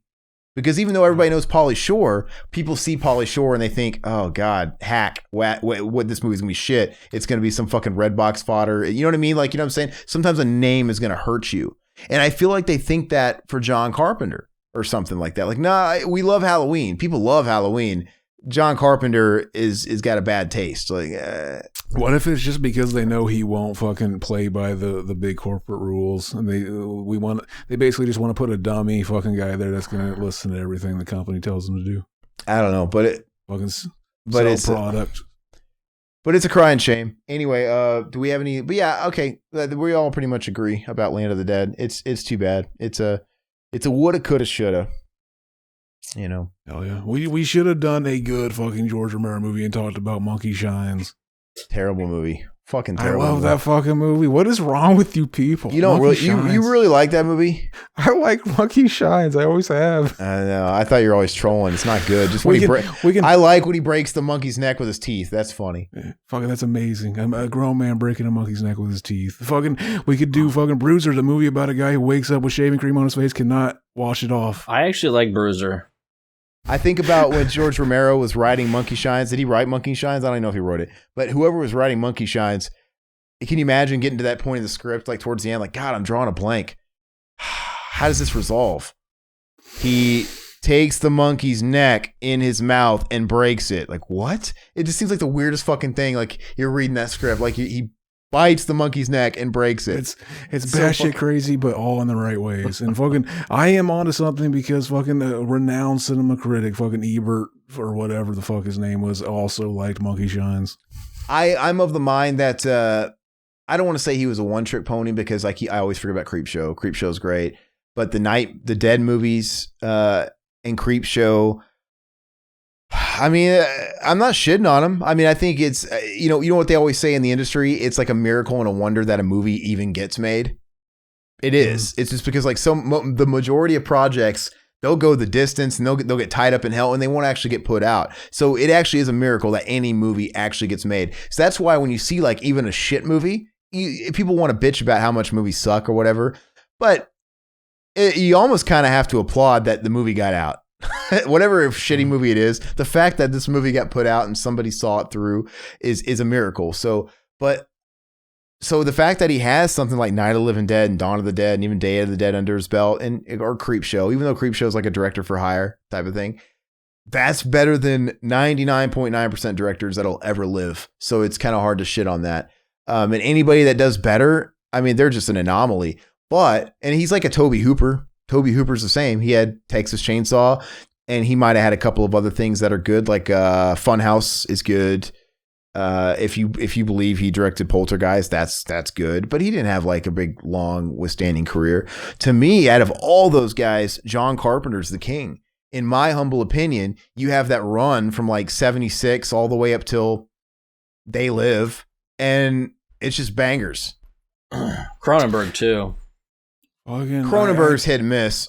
I put Wes Craven on it because fucking, even though he made some really shitty stuff, he was like the one guy that could like make shitty stuff for like 10 years and then come out and make another fucking big, huge movie that defines his career. Like, that's so weird that he fucking, like, A Nightmare on Elm Street was made after fucking The Hills Have Eyes 2. Like, The Hills Have Eyes 2 seems like fucking rock bottom and you don't come back from that. But then he fucking put out and then Scream shit again. Scream was like he defined a whole generation. But even then, he was probably still seen as a horror guy. Yeah. You know, they gave him a shot. He did that Music of the Heart with Meryl Streep movie, right? Which is kind of weird. And then that didn't go anywhere. What about fucking Vampire in Brooklyn with the great Eddie Murphy? Oh, yeah. Ooh, that's not a good movie. He did that movie. It's boring. But it's all opinion, obviously. But for my money, when you look at, nobody had a streak quite like Carpenter in his heyday.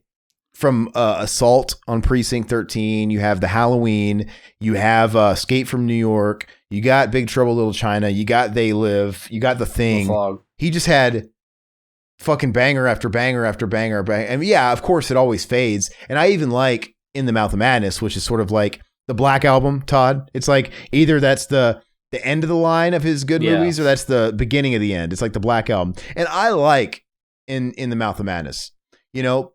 But and after that, he did like what, Ghosts of Mars, and he did The Ward. What else did he do? Am I missing anything? He didn't really do much. He did those pro-life, they had the pro-life and stuff, which were fine. I remember liking those all right. I don't know. But I'm not really counting those. But nobody had a streak like him. And nobody's having their movies remade quite like John Carpenter. When fucking John Carpenter came to the nudie booth and busted his nut on the glass, you had to get like fucking 18 jizz moppers to fucking try to wipe that streak off because he just left streaks, baby. There you go. All right. Well, that's my opinion, man. I even Steven Spielberg. I don't think Steven Spielberg, if I were to sit there and tally him up, has more movies that I really like than John Carpenter. You know what I mean? Like, in my opinion. But I can't say that about George Romero, unfortunately. But Dawn of the Dead is one of the greatest movies of You all need to time. rewatch Martin. Martin's a good character great. study. Yeah, I watched love Martin it. with Todd back in the day. I watched it with you, and I didn't like it. Maybe it's been a long time. Maybe I should watch it again. But I haven't watched Season of the Witch yet, or what else is it that we There's bought? always vanilla. Always Vanilla. Have you watched those yet? I watched Season of the Witch. Did you like it? I like that movie. Yeah, I know. Some people like There's Always Vanilla, but I like Season of the Witch. This might be the first time we've had you on to talk about the fucking the newest the short one recently unearthed. What did you think of that? I really liked it. I thought it was great, actually. I for did short. too. It's something that I'm hoping they put out on Blu-ray or something, because I'd love to own it. I mean, it's 55 minutes, but it's just a cool little film, man. I can't really even think of the dig title. What amusement park? Yeah, amusement park. The way I felt was, I mean, if you're looking at it as a movie, I don't know, it's the middle of the road. I didn't think it was, but if you take it at face value, what it is as a what's it called, a public Twilight Zone. PSA, or if you look at it as like a PSA, what it was meant to be, very effective. If I'm grading it on it, it seems unfair to grade it as a movie because it wasn't a movie. But if I'm grading it as a PSA, very, very effective. Then it's like high marks. Then it's probably like an 8 or whatever because it was fucking trippy. I would give it like a 7 as a movie. I think it works. I think maybe I gave it a 6. I don't know. Maybe a 5 or 6. I don't know. But fucking like it was perfect to watch. Fucking get danked to dust. Get stoned and watch the movie. It'll put hair on your chest. It'll make you a new person. One of these days, I think we should do. I know we did a commentary for it. I don't think it's one of our better commentaries. I think there were some issues that happened, but I think we should do a Cinema Enema about Dawn of the Dead because it seems kind of it seems kind of unfair to talk about a low point and missed opportunity in his career and not talk about the high achievement of Dawn of the Dead, and that would be a blast to do. And we could do it a new versus old. We could do the remake too. You guys haven't seen it since it came out, right? That'd be dope. I've never sat and watched it. I tried watching it once and fell asleep and didn't actually watch it. You know what? I think I saw it first, and that probably defined really why I like. The new one was more of my kind of movie. It was more action, which is funny because I'm not the action guy. I wouldn't mind watching it for a podcast. I mean, I would, if that's what you really want to do. I honestly think that the original deserves its own Cinema Enema. I don't think it should have to share it with fucking Zack Snyder's movie. I do, Cinema Enema, and then I talk about the release, the box set, the 4K release box set. And just kind of talk about everything. I would watch the Zack Snyder remake just so I could touch on it during the Romero one, And I might not hate that as much as I did back when I saw it. I was probably just jaded because I was so excited to see it, and I was let down at the time. So I feel like the Dawn of the Dead remake should be a double bill with the Day of the Dead Nick Cannon remake. Ving Rhames in that too. That shitty movie. It's not the Contagium. I still want to watch that one. Day of the Dead Contagium. Yeah, I have that on DVD. But you do. You should send that to me. I like to own it. You can probably find it on YouTube for free at this point. Yeah, I have it though. Todd of Springfield gave it to me. Yeah, I remember he bought it, and I don't know. He either gave it to me or lent it to me and just said keep it, and I never gave it back. I don't know. Regardless, I have it. But anyway, I think that wraps it up. Yeah, I would like to do a Dawn of the Dead, an actual legit Cinema Enema for that, and just kind of talk about it because it's one of those flicks that deserves a tribute. But anyway, that's what we feel. Thank you. Let us know what you guys feel about in the comments and how you want to read some comments from the past episodes. Oh shit, yeah. So that's something we always forget to do. We're always like, fuck, man, we got comments for Cinema Enema, and they just keep building up. So Zach hasn't pulled them up. Are you going to read them? Do you have to leave soon, Riverman, or do you have time? I got a little bit of time. How many questions we got? We got a lot. We'll read at least 3 here. Okay. On The Sixth Sense, Maxwell Yunashi says they will never make a Ghostbusters movie that surpasses 2016. Melissa McCarthy is so fucking hot. I don't think Melissa McCarthy is a beautiful woman, or if you don't think Melissa McCarthy is a beautiful woman, you aren't a heterosexual. I agree. Maxwell. Fucking Maxwell's got his silver hammer. He's here to fucking beat the shit out of us. Bang, bang, till we're all dead. Very laying down the fucking Chad takes. I don't understand how you would successfully penetrate somebody that's that large. Fucking very carefully. Very fucking carefully. Like butter. How would you, how do I mean, if you're into this kind of thing, how does somebody like fuck a really, really large woman in the ass like that? Like, there's so much meat to get through. How do you do that, dude? Like, you gotta have like a fucking 10-inch long dick to even like get a whiff. It's like fucking on a waterbed all the time. Oh my gosh. All right. So, all right. That was more of a comment. What else we got? Unforgiven, fucking 1992. Maxwell Enoshi says, my reactions. The only Snyder movie worth a damn is his Dawn of the Dead remake. At the risk of sounding like a Philistine? What's that? Philistine, Why is the original Dawn of the Dead so beloved? I watched it on YouTube many a year ago, but I would probably have a greater appreciation of the film if I saw it on the big screen. Like you, Aaron, despite my love for Day of the Dead, I don't see Romero with rose-colored glasses. The appeal of Scream, it's being, hold on. Is it being so rooted in the 90s? If you release a Scream film now, it loses its worth. The Nicholas Rogue Witches was really solid. Almost all of those early doll adaptations were some of the greatest kids films. Willy Wonka, James and the Giant Peach, Matilda. Fucking, I watched James and the Giant Peach in the fucking theater. Fucking, yeah, hell yeah. Big Chad. Who was it that did that? That was, that was Peter Selleck. Or is it Peter Selleck? Is that his name, Peter Selleck? The guy that did Nightmare Before Christmas. Chad. Yeah, I think I'm getting his name right. We were supposed to go see that in theaters as well in the 4th grade, and we were going on a field trip. And for some reason, it got canceled the last second. We didn't go see it. Most people think it is a fucking turd compared to what's the other one? Fucking, I already forgot. Nightmare Before Christmas. Nightmare, yeah. Body Bags. Yeah. Go ahead. I said I love Nightmare Before Christmas. So I love that movie. Oh yeah, Body Bags is in my top 5 Carpenter movies. A great horror anthology is George Romero and Dario Argento's Two Evil Eyes. No one told me that One Flew Over the Cuckoo's Nest was a bro comedy. Nurse Ratched was a bitch, but she really did nothing to earn the status of a villain until the very end. I think we've all had teachers who were just as bad, if not worse. Personally speaking, Jack Nicholson's character at the beginning of the movie was even more dislikable than Ratched. If you liked One Flew Over the Cuckoo's Nest, I would highly recommend The Ninth Configuration, directed by William Peter Blatty, the man responsible for the Exorcist novel and Exorcistry. Oh yeah. Huh. Well, I don't know what to say about that. I think I want to unpack where he's talking about Dawn of the Dead. He saw it on YouTube and he doesn't get the hype.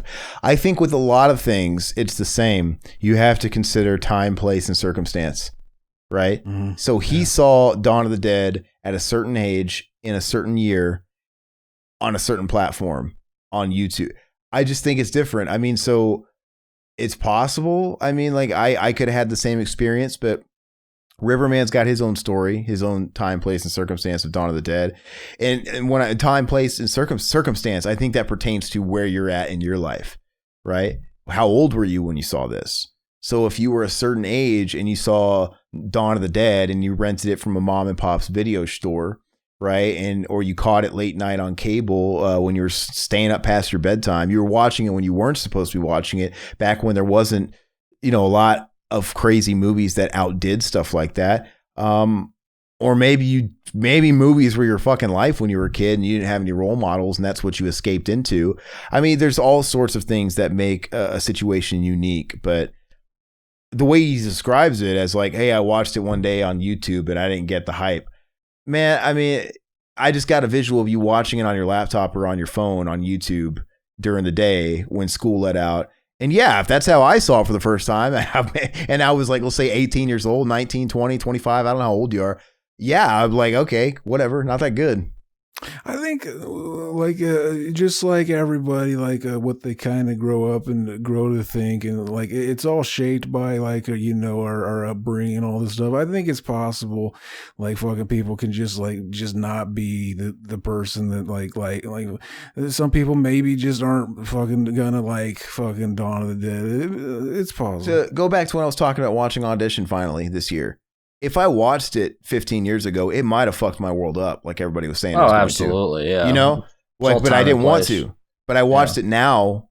I mean, granted, I watched it in in a nice setup. Like I was in a movie cinema mode and environment, but and I liked it. But being like 35 years old or whatever, and just having been more desensitized in the last 15 years, it wasn't what it would have been. So it always plays a factor. I don't know. I'm never gonna like. I've said it a million times. I didn't watch Indiana Jones, any of them, until I was in my mid-20s or early mid-20s. I didn't see it when I was a kid in the fucking 80s. It might have been a different story, but like me, I'm like, yeah, I feel like I was grading those movies from a particular viewpoint. Yeah, no, it is a different experience. Yeah, I agree with you 100% on that. So, and that doesn't take away or give any to a movie necessarily, because I think that's part of the magic of films. It should be. It's like when I was talking about having that debate with that guy last night about, I told him, I said, look, I totally understand the 95 Mortal Kombat movie is probably not a 10 out of 10, but there's something about it. I said, it has the distinct honor of being the movie I've watched more than any other movie. I'm not even saying it's in my top 5 of all time, but I've watched it more than any other movie, and I know it front to back, all the words. And when I was a kid, we rented it so many times. That we probably should have bought the VHS 5 times over. It was a waste of money at a point. And we eventually bought it, and it came out in 95 at the height of Mortal Kombat phenomenon. Yep. And when arcades were fucking still raging, and it was really cool to go to school after the weekend was over and bring in the guide for the new Mortal Kombat 3 game and just fucking talk about all the secret codes that may or may not exist and going. It was just time, place, and circumstance. So anyway, here the last we'll go through these last two on the Thing retrospective with our boy William. We did David Duncan. He says, great episode. A suggestion for a future show is the Texas Chainsaw. I think it's Devin. Isn't it Devin Duncan? What did I say? David? You said David Duncan? David Duncan, baby. Can't even get names. You can't even get names right when you're reading them. He's so bad. He's so bad at names, dude. But now he's reading them. It's so funny. A suggestion for a future show is the Texas Chainsaw Massacre franchise. Each movie is so different from the one that came before, and true. That's fucking true, exactly. And I recently we just put out the Exploited Cinema episode where they went through the whole franchise. So fucking check that out, baby. Really? Because I was gonna say that's what we should do. Maybe we should take that on. And where do we end the franchise though? We're gonna talk about like I could talk about all of them. They're all like, even the bad ones are just epic. Like it's like there's so much to talk about with what's wrong with them. I feel like that would be an undertaking. Like we should do a split cinema anima where we just talk about 1, 2, 3, next generation. If you want to talk about the remakes and the prequel, and you want to talk about the other 2 fucking remakes and the one that's coming. We could do it. That might be like 2 ultimate episodes back to back. They'd all work for commentaries too if we wanted to do that. And then on the same episode, Blanco, he said, "Great movie, great movies, great episode. We'll love to hear another Deep End show. I really enjoy hearing when you both get genuine and talk about life experiences. That first Deep End episode was really touching. Never heard anything like that on a podcast. Nice to hear Aaron and Zach be real once in a while. My grandmother just died and I've been having some legal troubles. Anyway, you keep making them. I'll keep listening. Fucking hell yes." I wouldn't mind doing more of them, but it became a thing of, can we really do this week? We have the other shows we do all the time. We do weekly. It's like, can I really do Deep End every week? No. So I'm like, okay, well, what if it was just a month thing? And I was trying to do that for a while. Like, okay, well, let's do one every couple of months and they don't have to be super regular. And then COVID happened and I'm like, I don't want to talk about COVID.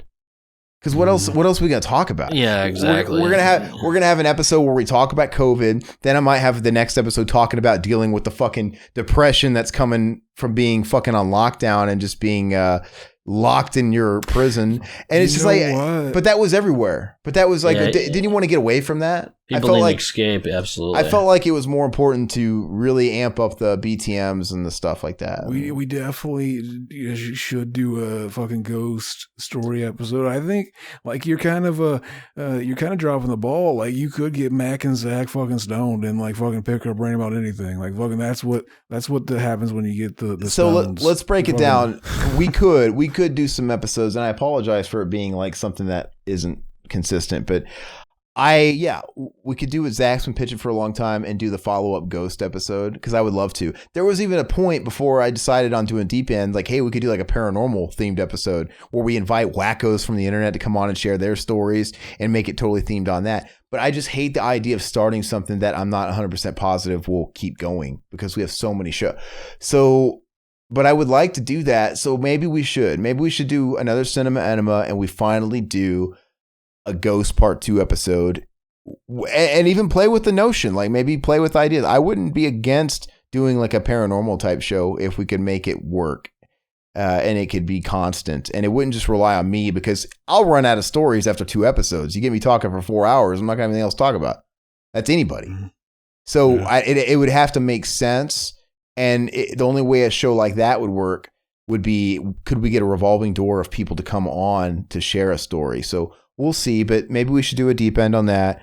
And I still never did a deep end on travel and just travel stories, because that one's we totally should do that. And then as far as real shit, believe me, I'm trying to stay away from politics, but I feel like I could talk for 3 hours about Afghanistan.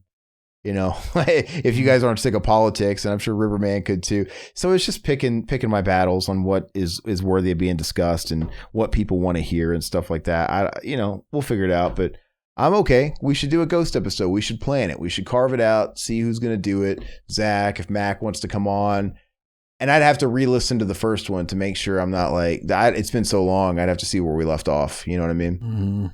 Mm-hmm. But all right. So just hold me accountable. I just keep forgetting about it. So if Zach holds me accountable, if we set the date and we do it and like, okay, we're going to do it this month, we'll do it. So, all right. Any other questions for now, or we're going to save some? We can end it there easily if everybody's ready to end it. I think we should. We'll save some for the next episode, because, there's probably a stockpile of them, but sorry for taking so long to get to those. But do we have anything else? Do we have anything else we want to promote? Do you have a new Mac and Zach out? The Patreon exclusive episode, we did Hackers with fucking Angelina Jolie, and I threw out my idea of if they ever remake it, they should fucking make the ending where you find out she's a trans woman. And it's like, oh, that fucking haircut threw me off, but it's like, okay, you've got some sexy lips, so I will let you suck. I am fine. I'm taking the whole package. A mouth to mouth, right? Exactly. So, all right. So that's a good segue.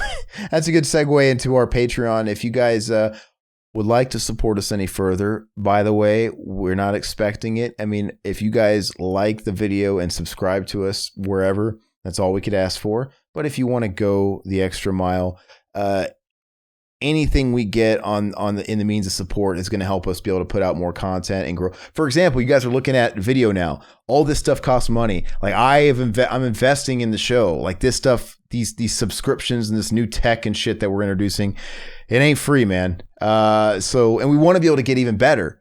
Like the sky's the limit with this stuff. So that's going to help with support from you guys from like Patreon and stuff like that. Because YouTube, man, we don't get no money from YouTube. It's all fucked up.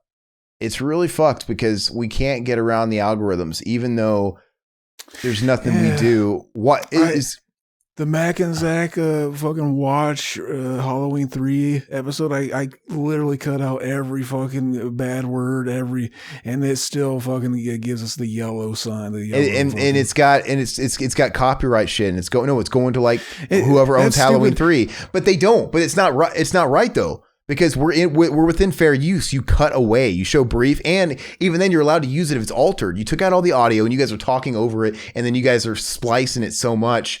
Basically, it's in fair use. What used to happen is like you could re-edit it and keep doing it enough and cut away, and they show little by little until like you got it right. But like fucking with that one, like I uploaded like twice, 2 different edits, and it like didn't tell me like there was anything wrong. Like it was like, oh yeah, this is That's fine. Yeah, that's fine. And then like the day I went to make it public, it was like, oh, there's a fucking copyright strike on it. And then I quickly re-edited it, and it just did the same thing after. And it sucks because by the way, if you guys haven't watched that, have you seen that, Todd? His his little edit of their dude. I wasn't a part of that one, but it was 18 minutes. I was laughing the whole time. It was fucking hilarious. No, it was really good. I don't know how much work goes into those, but like it's a shame that we can't get some ad revenue for it. But that's why if you guys like them, let us know you like them. Please leave a like on the video, help it out, help it get some hits, and then, like I said, if support us in any way you can, because I would like to see Zach make more of those because they were fucking hilarious, man. And I feel like if you do enough of them, one of them's got to catch fire because that one's really funny, man. I was dying laughing the whole fucking time. Dude, my lady was watching it and she was dying laughing. I put it on bed. I was like, this is really funny. You should watch this. And she was laughing just how much you were cut. The bleeps make it funnier. All the bleep, because it's like it makes you notice the cussing more. Because when you're just like cussing somebody, it's like you're numb to it. But it's like beep beep beep. It was so fucking funny, man. Because you know what he's saying, which is hilarious. But you should watch it. Really funny. I made it a point. I was gonna make one for Teenage Mutant Ninja Turtles too, and I sat down to do it, and I was like, fuck it. You know what? I don't have the Blu-ray of this fucking copy I have on DVD looks like shit. I'm just going to buy the Blu-ray and fucking make it when I get it. And I got it today, baby. So and I'm excited to see that one because I think Turtles deserves it. So it's really weird. I mean, maybe one of these things will catch fire and we'll actually get to keep it, but it's a real tough battle and it's bots. So every time we put out a video, it's instantly demonetized and then we have to challenge it. And I feel like the batting average is 1 out of 3 we might get overturned now if we put in the work. Maybe 1 out of 4. It's basically like fucking I need to try to remember to fucking try to like fucking not talk about certain like there's things that the algorithm never like make like it just fucking if you just mention certain words it kind of does it. So it's like fucking try to like not even bring them up to joke about like the fact that I'm bringing this up is funny. But that's not community. These things get copyright. This stuff shouldn't be going to the estate of whoever owns Halloween 3. Like it's in fair use. So it's just bullshit. Anyway, but yeah. So there's an exclusive Mac and Zach up on the Patreon. They do one once a month. I know Riverman's put out a couple of episodes of Hobo. I don't know if he's gonna do more of those. I know he was just kind of dipping his toes in, doing a few of those. That'd be nice, but I know he's got some videos up there and some content. All of the regular content that's up there for anybody and everybody goes up 3 days. That's what we shoot for, early access, which is sort of standard. Zach and I, gosh, I think we need to get on it. We're devoted to doing the entire Ash vs. Evil Dead commentary, the whole series. I think we're like episode 7 or 8 or something, the first season. It's been a minute since we've recorded more. So we'll definitely get a few knocked out in this month, hopefully, and then we'll keep going. But yeah, we got prank phone calls, all kinds of shit you can't get on the other stuff. So $2 a month, that's all it takes, and then you get all that, and of course our eternal gratitude. And if you want to support us any further, we do have a Teespring, which is linked wherever it is you're catching us. Buy a shirt; they give us a healthy profit back every time you buy one of those. The quality is great. I have a whole bunch of them myself, so check it out. I want to get some new designs up there. I think we need a new Cinema Enema shirt. It's pretty long overdue. But anyway, I think that's it for now, right? Yep. All right, guys. Well, thank you so much, and we'll catch you guys next week. If you guys, like I said, if you guys are following us normally and you guys aren't first timers, we have a whole bunch of other shows. And next week we'll be back to normal with a BTM commentary where we're going to do Fast Times at Ridgemont High. So definitely check out the channel if you're new and check out all the stuff that we do, all the different shows. We've been around 10 years. There's plenty of content. So until next time, guys, bye-bye, puppets.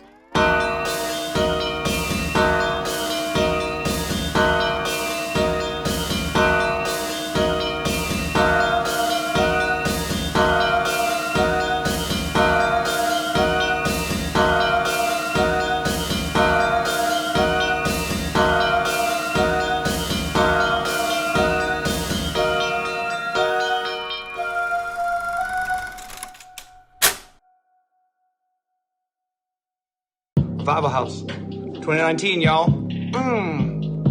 That sounds like fire. Like this country used to.